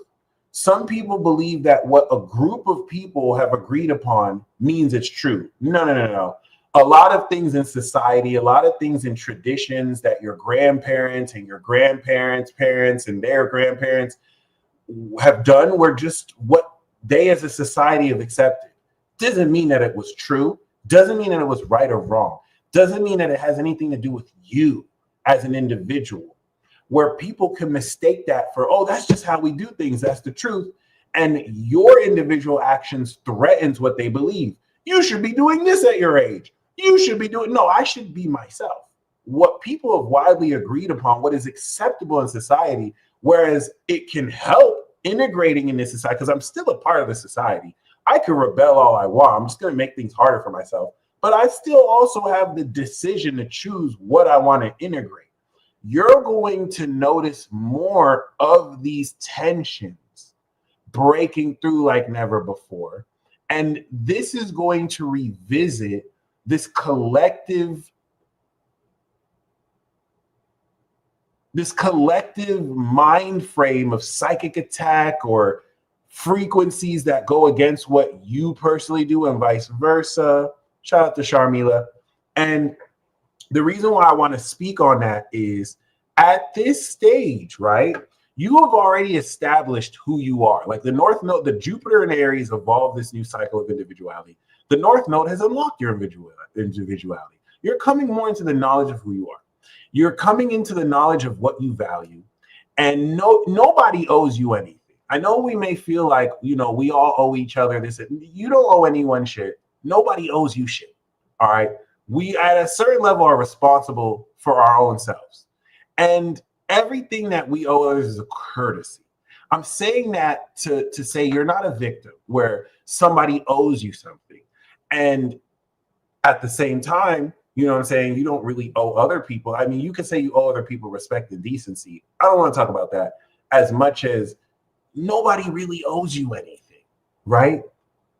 Because relative to that, you have your own values you live by. Nobody owes you to live by that. But you know that nobody who does that will gain access to what you actually value. These are what we call boundaries. And the reason why I'm really saying this is at this stage, you know what you will accept, you know what you won't accept. And the universe is going to more so hold you accountable with those beliefs, right? They don't owe us understanding. Thank you, Monique. Very well said. Nobody really owes us being understood. Many of you aren't even meant to be understood. Only God is meant to understand you. So stop being depressed about that. That's a gift. You feel me? But like other than, or some of you are overjoyed about that because you understand what that is. But relative to that, you know what I mean? Like the reason why I'm saying that is in a period where there's going to be more polarization than ever and proliferation of countering ideas, don't get lost in the noise and be willing to champion and pioneer ahead of time before it's cool and popular your own way of being, your own life. There are eccentricities for good or for worse. And I don't want to go into the specific because we can spend all day. Well, what about this? Well, what about that? The basis is integrity and what consequences you are willing to gain for what you do. There are going to be consequences for everything you do. Okay. If you are willing to own up and show up for those consequences for better or for worse, right? Then that's your level of integrity. So relative to that, you don't want the noise of other people who are so threatened by the eccentricities you like to engage in. It doesn't matter how weird it is to other people. The integrity you put into that is yours and yours alone. And so as you may become alienated and ostracized, pioneer and champion that. Because what you're alienated for now, by the end of this cycle, you'll be heralded for. I promise you this. To the exception that you're being challenged, there's nothing wrong with being challenged. Certain things you stand for need to be challenged. Maybe you can do it a better way. Right? No one is above challenge, but there's a difference between being challenged and then other people being threatened and wanting you to change so they feel less threatened. You're not here to coddle people, most of which are adults, like grown adults. You're not here to coddle grown adults so that they can feel better about you fitting in their box. You have to stand out like never before. You have to ruffle people's feathers like never before. You have to challenge people's beliefs like never before. And that's why your personal self-integrity is important, because you can't just challenge people's beliefs. Oh, I'm just being honest. Oh, I'm just being honest. Well, I'm just being honest. If you don't have any integrity in your honesty and you're just saying what you can say, but you can't handle what comes with saying that, then you're not being a challenge. You're being a nuisance. But if you can handle what comes with it, the good, the bad, the ugly, stand on it. And don't let peer pressure you from pioneering what will later be heralded. We are our own champions and no one's coming to save us but us, because that's how God made you. You were created without the need for something external to save you. That was just middle-aged conspiracy bullshit used to completely take you away from the central core source of what indigenous ancient cultures have pioneered for ages, telling you that you are directly connected to God. You don't need a middleman. You don't need a preacher. You don't need a pope. You know what I mean? You don't need insert this God here, right? These are all analogies to remind you of the Christ-centered focus of your direct connection with the Holy Spirit. All right. We have so many ways to speak on it, but what's true is what's true. And that requires the development of you making mistakes. You have to get it wrong in order to get it right. Or you get it right the first time, but then you still get it wrong in how you got it right, or with the adjusting how you get it right. So don't be so caught up on what you're doing wrong. Be more caught up in how authentic and in integrity what you're doing is, to the point that you're constantly calling yourself out and you're not above like constructive criticism, not this fake ass criticism that's veiled as hate. That's really just veiled hate. All right. So anyway, beautiful. If you're prepared for that, that's what's going to kick off the activation of this new moon cycle. All right. And elements of this will not only pioneer, a new weird, right? We're bringing in a new nervous, and you guys are just as empowering too, y'all. All of you guys that are really tuning in and spreading these messages, we are all part of this revolution. This revolution of liberation, this revolution of just being more authentically you than ever, which is vague on purpose because it can apply to whatever. But yeah, you know what I mean? For those of you who are prepared, be ready for the voices of sore losers who can't accept that they weren't able to manipulate you, okay? And now put you in a position to feel guilty about yourself. Reject those voices. And I don't mean auditory hallucinations. I mean like more so like figuratively, like concepts, voices in the form of ideas and or maybe literal voices, or maybe auditory hallucinations, right? Reject any voice that seeks to see or tell you you are less than who you are in whatever form, because most of these forms show up as fake nice. Hey, I'm just trying to help you. Hey, I mean well, but they don't even recognize you. So you know who it is you are. You know what you won't settle for. This new moon is an activation cycle that asks you to keep that same energy towards everything in your life, because we do cut corners.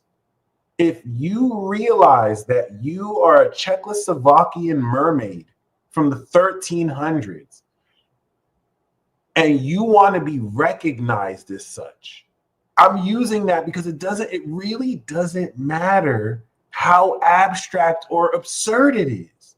It's the integrity behind it that matters. You're more than who you are. So if you refuse to open up to anyone who does not recognize you as a Czechoslovakian mermaid, I don't even think Czechoslovakia was a thing in the 1300s, but let's just pretend it was. That means you won't do business, you won't get into relationships, you won't even do small talk with people who don't recognize you as the mermaid you are. And we cut corners, right? Like, okay, we'll do that in relationships. I won't date anyone if they don't feel like I'm a mermaid, but I really need this job.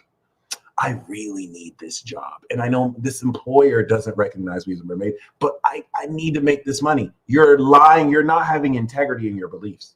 Because, well, if you are this magical mermaid, well, then you don't really need the money like you think. You don't need to subject yourself under someone who doesn't recognize you. But okay, I'm going to compromise here. And you are allowed to compromise as long as you want. You don't have to be extreme with this. But you know who God has revealed you as. This is no joke. Like the North Node in Aries, you have been given sign after sign, synchronicity after synchronicity, confirmation from other real flesh and blood people who didn't even realize they were the puzzle piece of the puzzle to your understanding. You at this point are aware of who you are, and if you don't, you understand what direction to take your authenticity. Your mission, should you choose to accept, is that no one who refuses to recognize you, anyone who refuses to recognize you as who you are, and they don't want to recognize because of their own projections. Thank you, JF. Anyone who prioritizes projection of an idea of you over recognition of who you actually are, okay? You don't want to actually do business with, if that makes sense. Anybody who refuses to recognize you as you are or projects that you are less than you are, you don't want to do business with, you don't want to work with, you don't want to compromise. In maintaining this discipline, that can make things a little bit more difficult than you. If you find that you are, you know what I'm saying, connecting with less people, Your opportunities may be less. You may find the quality is skyrocketed. And you're going to find this year that's not the case, that there's so much more people than you could have ever imagined who recognize you without you even having to tell them, because they've seen it from your actions. So this is going to really readjust, the environment of people who you're around. Once again, this isn't an echo chamber, because we're not talking about people who just say what you like to hear. We're talking about people who recognize you, who even in recognition of you can challenge your beliefs. They don't have to agree with everything you believe. They don't have to agree with everything you think. In fact, most people who recognize you, you'll find there's a lot of things you argue about and don't agree on, but there's that mutual recognition and respect to where a sword can sharpen iron. Because you're not going to get that with someone who sees you as less than you are. And so they don't even recognize who you are. Please, ladies and gentlemen, stop wasting your time in relationships with people who don't know who you are. The bar has been set. The what's the name? The precedent has been set. You've met people who've recognized you at first sight. You've met people who it has not taken a long amount of time to actually get what time it is with you, if you haven't already made it clear.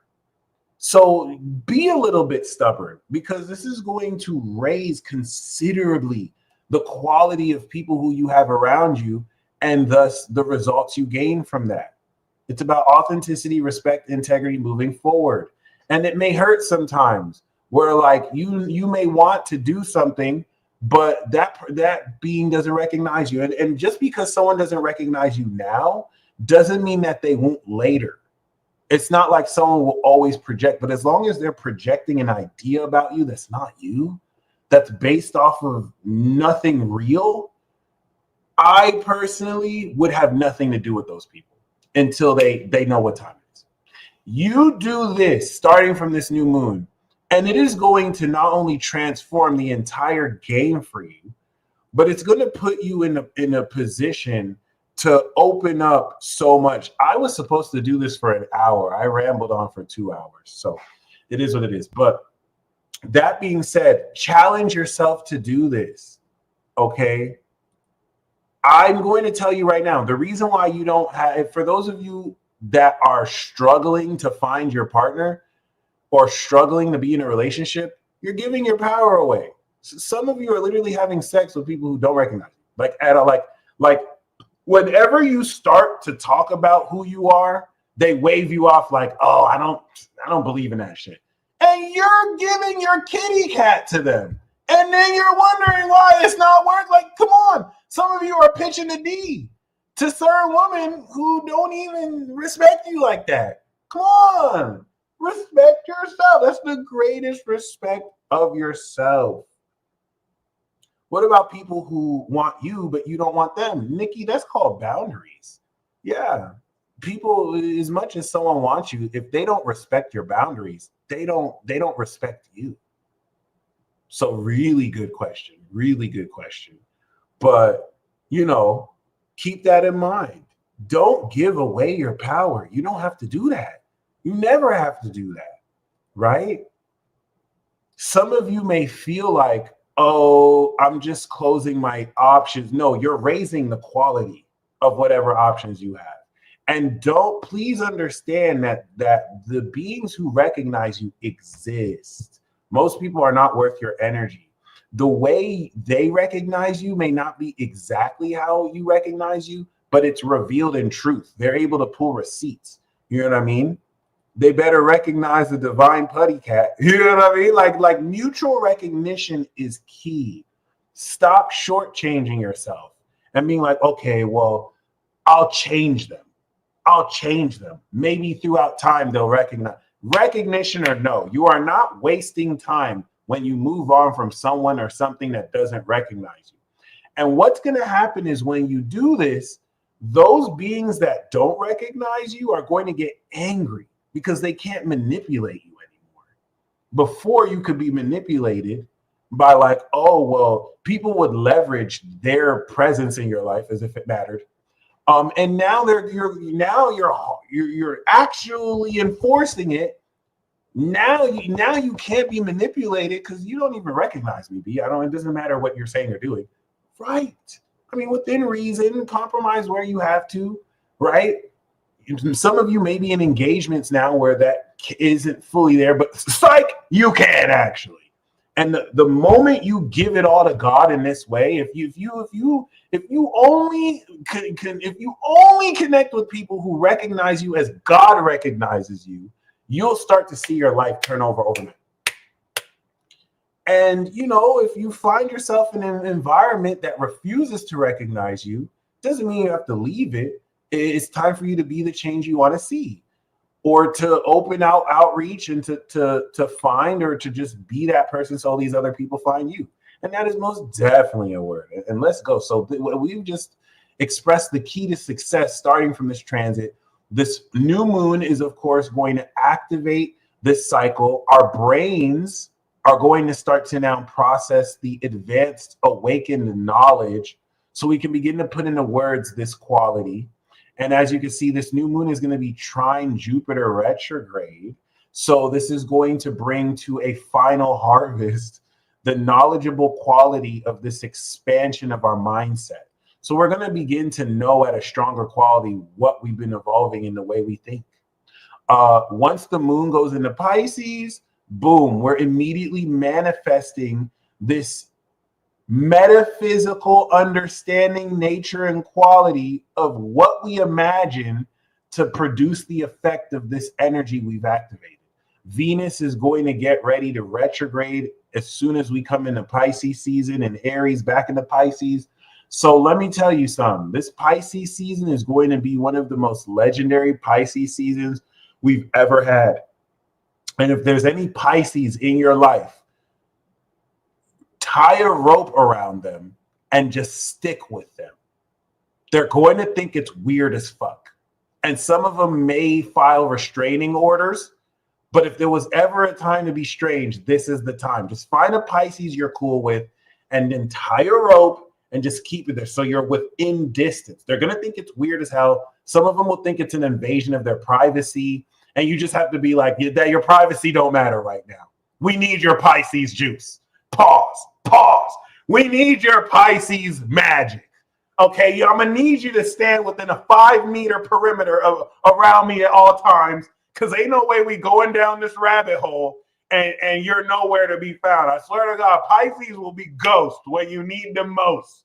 So you need to make sure they are around. Hey, can I chill with you for a month? If they have Pisces moon, rope and chain them. If they have Pisces rising, rope and chain them. Okay. Now, this is extremely unethical advice. This is extremely unethical. Nothing about this is right, but hey, I'm taking a Machiavellian approach, and the ends justify the means in this quality, because it is about to be a ridiculous Pisces season. And at least having a Pisces representative, you know what I mean? They'll help translate what's happening. It's not going to make any more sense, but it's just good to have one with you. Trust me. The Pisces moon will actually understand what's happening. Like when everyone's going like, the Pisces moon that's been delusional this entire time is going to be more sane than ever. They're going to make the most sense they've ever made. You just need that right there. They're going to tie everything for you. They're going to tie everything together for you. You know how delusional Pisces has been sounding? Their delusion is going to make sense. All the stuff that Pisces has been saying, that for the longest, you're like, you're reaching, Pisces. No, there's a little. It's going to make more sense than it has ever made. Like Pisces did the Hell Zone grenade. Like they did this, they said that, they did this, they did that, they did this. It's all going to come together like, oh my God, you were right about that. Oh. I thought you were just delusional. They're gonna be like, we are a little bit, but we knew what we were talking about the whole time. So, like, if they're harder to find during this period, that's how you know there's a problem. If the Pisces friend that was around all the time, now you just don't know where they are, be very careful. And if they invite you to their birthday party, you might want to go. I'm going to give you a sneak peek of Pisces, but you see this? You see this conjunction here, right? This is Neptune's last hurrah. This is the very last conjunction with Neptune we're going to have in another century and another half a century, like 160 plus years. So Venus is doing the dream ball. It's going to go into Aries. Then we're going to have the sun go into Pisces. And this last conjunction is Neptune's goodbye. That's why Pisces is very congested right now. Saturn is hosting the last part of this dream ball. And everyone's kind of saying their goodbyes because Neptune hasn't been back home since the 1800s. You know what I mean? So like this is the last year it's going to be in its sign before it's gone for good. And it loves its home. So we're doing like a goodbye party.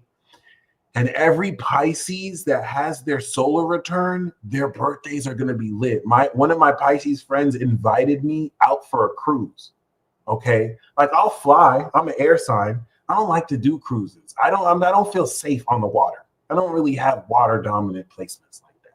You feel me? Like I don't like the idea of just being out on the ocean and sea. Like, what the fuck? Why are we doing this? Right? I'm bored like that. You think I want to go to a cruise? No. But my Pisces friend invited me during the most epic Pisces goodbye send-off, and he wants to do it on a cruise. I want to be there because I know that's going to mean something. You know what I mean? Like that. First of all, I want to be there because it's my good friend and it's his birthday. But I'm just letting you know. You feel me? Like this is just, you know, if you get invited, Pisces rising, Pisces risings are going to embody this. So you're going to see it on their personality. If you look at a Pisces rising like a fly on the wall, you're going to see all these dynamics taking place through them. And then the Pisces moon is going to be the vessel of it. Like they're going to feel it happening. So really cool. Really cool. Well, Aquarius is cool. Progressed Pisces sun, same difference. It'll just be a more accurately progressed awareness. It's going to be a lot more accurate for progressed Pisces suns. So great question. But that being said, I wanted to really illustrate this because, you know, by the time we get to North Node in Pisces, like 88, 87, and then I think 67, and then the 70s with the South Node, it's just going to unlock it. That's a really good question. Since the moon's nodes are not visible, these are like imaginary points, I think it'll align you to your destiny, especially if you're 88, because it's one of the most recent ones other than like 2008 or something. But yeah, that being said, no, yeah, I think that was the most recent one.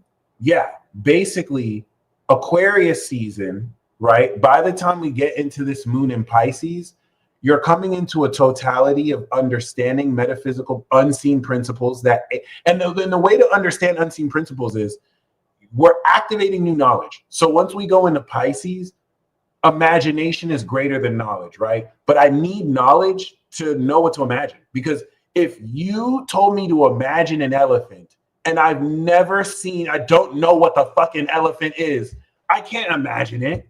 Like I just have to basically imagine what I believe an elephant is. If you show me a picture of an elephant and now I come into the knowledge of this is an elephant, I can imagine it. So Pisces is going to represent the development of our imagination after we've activated the knowledge of such. The more you know, the greater you can imagine, right? The more our imagination can stretch out what we know. So this is going to help manifest the supernatural magic and the metaphysical imagination understanding of this supernatural energy. Boom. The moon will then enter Aries with Venus, as of course the North Node has entered Pisces, and the moon will enter Aries. This third house sextile, or rather the 60-degree angle, is now going to help you understand the identity and the raw original attitude of this awakening cycle of knowledge. Okay, which is cool because with Uranus and Gemini, it's going to kind of revisit that attitude era of WWE, except not just limited to that program. Everyone's going to have more of an attitude than ever. But other than that, you know what I mean? Moon in Aries is going to bring this activation phase and cycle. And then once we get into the Taurus, boom, we've begun integrating. So Venus is now in Aries. It's subsequently going to retrograde when Mercury makes it into Aries, because Mercury and Venus are going to both retrograde back into Pisces. So that's just letting you know the program for this year is already starting off ridiculous. But the seeds that we planted with the new moon will break through the ground. We're going to innovate with Uranus. And then, of course,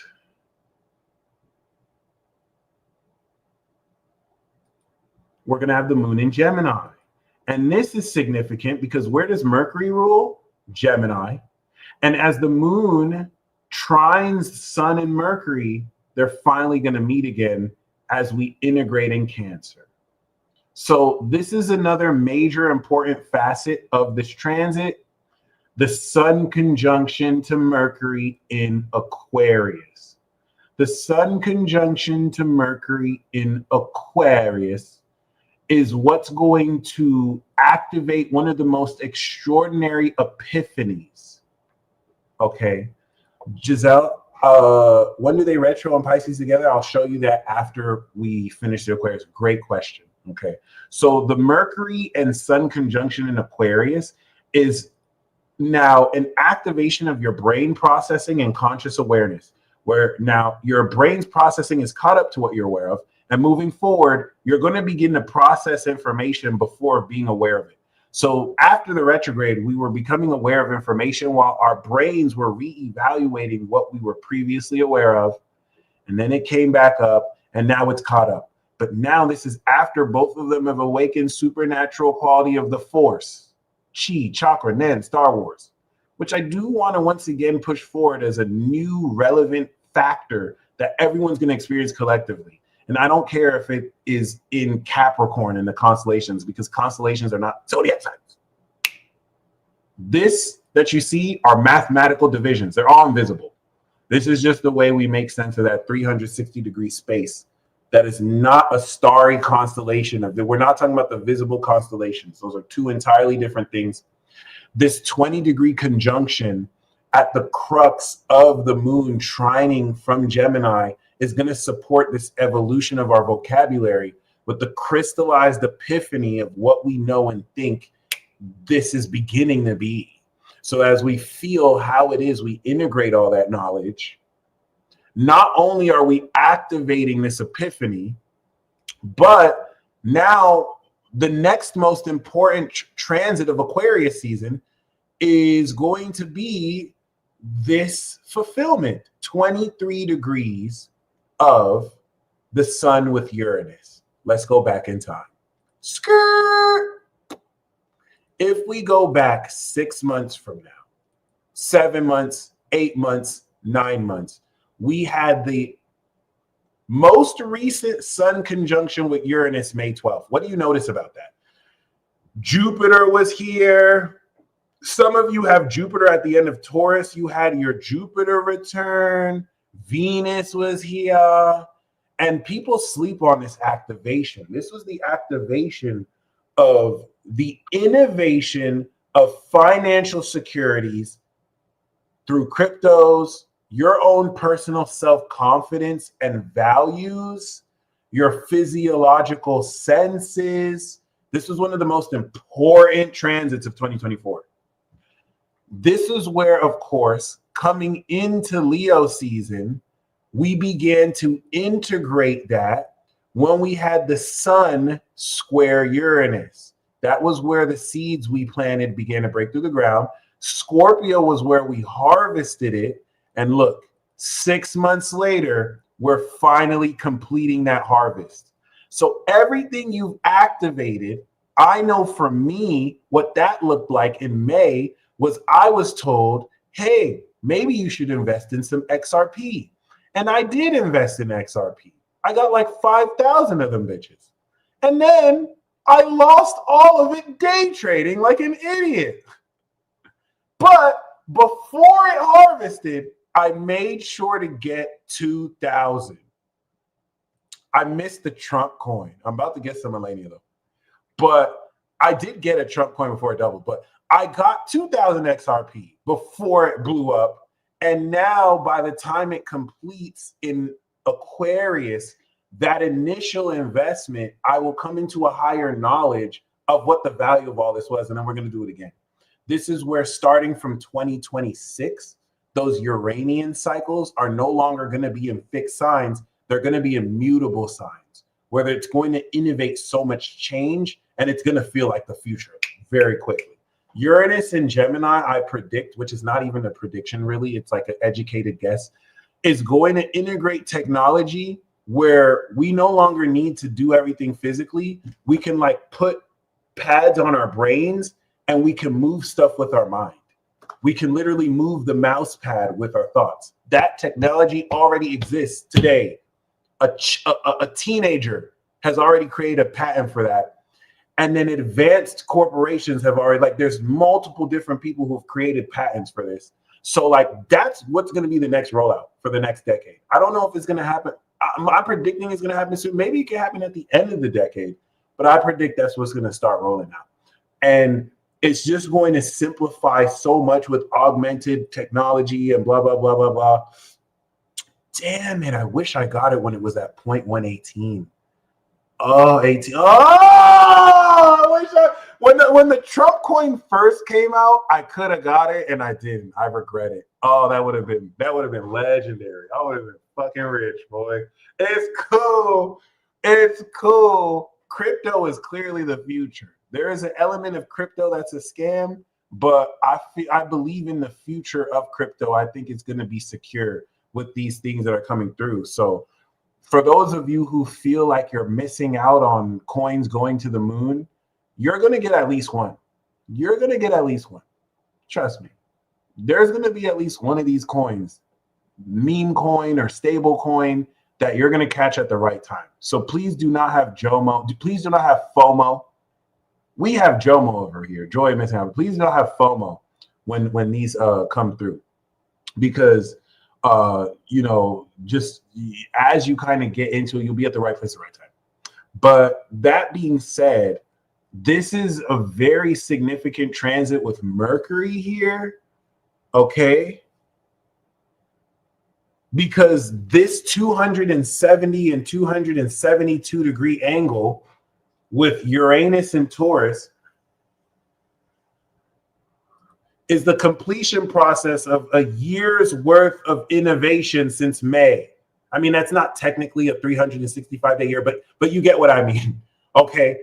And that's what's going to bring us back to May, the last time Uranus will be in Taurus. I think that will be the last Sun-Uranus conjunction we have in Taurus before Gemini, which should let you know everything you need to know. Uranus will be direct by here, by the way. And would you look at that? It's also the full moon.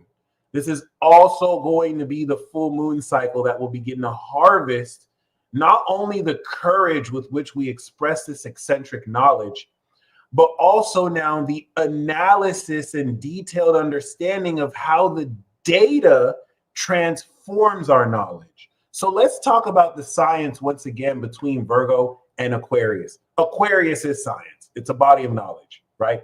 Virgo is analysis to Gemini's experimentation. So boom, this is what we know. Then we experiment that knowledge. Then we analyze details that may contradict what we previously knew. What do these details do? They transform the knowledge. That's how Virgo transforms Aquarius. If the data confirms the knowledge, and we come back around, adjust the beliefs, and this is the I'm showing you the scientific method per astrology. Okay. So when the moon goes into Virgo, we're going to be harvesting this new supernatural energy by coming into a detailed analytical understanding of how specifically we sense this physically through our senses and how that transforms what we know. But it's also the first time the moon will be on the south node, if you don't count Capricorn season. So all that metaphysical understanding that we had through the moon in Pisces, we're now going to understand analytically. What was a belief understanding will be an analytical understanding, or an understanding of beliefs will be an understanding of the data. And that, ladies and gentlemen, is how we're going to conclude Aquarius season. Going through Libra, breaking through the 9th house, like we ended Capricorn with Virgo, helping us understand the social context of where we push forward this knowledge. And then we step into Pisces. Okay, so now to answer Giselle's question, as you can see, once we enter Pisces season, right?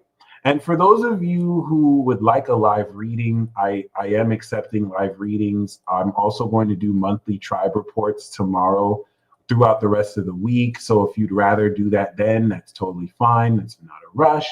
But now, if you think Aquarius season is going to be extraordinary, Pisces season is going to be like, hold my beer. Because Pisces season it looked like a whole movie, bro.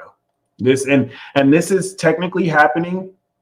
Imagine watching a movie, the climax, you've already defeated the final boss, right? You got the girl, you got the money, right? You got what you initially wanted to get at the beginning of the movie. If it's the dodgeball movie, we won the dodgeball game. Now my relationship through Aquarius with my friends, right, are going through. You ever see the end part of a movie, the review that revisits how we began? And sometimes at the end of the movie, it's like you think the villain is dead and then they revive, right? Or you know, at the very end of the movie, which is supposed to be pretty light, that's where everything's going to be happening.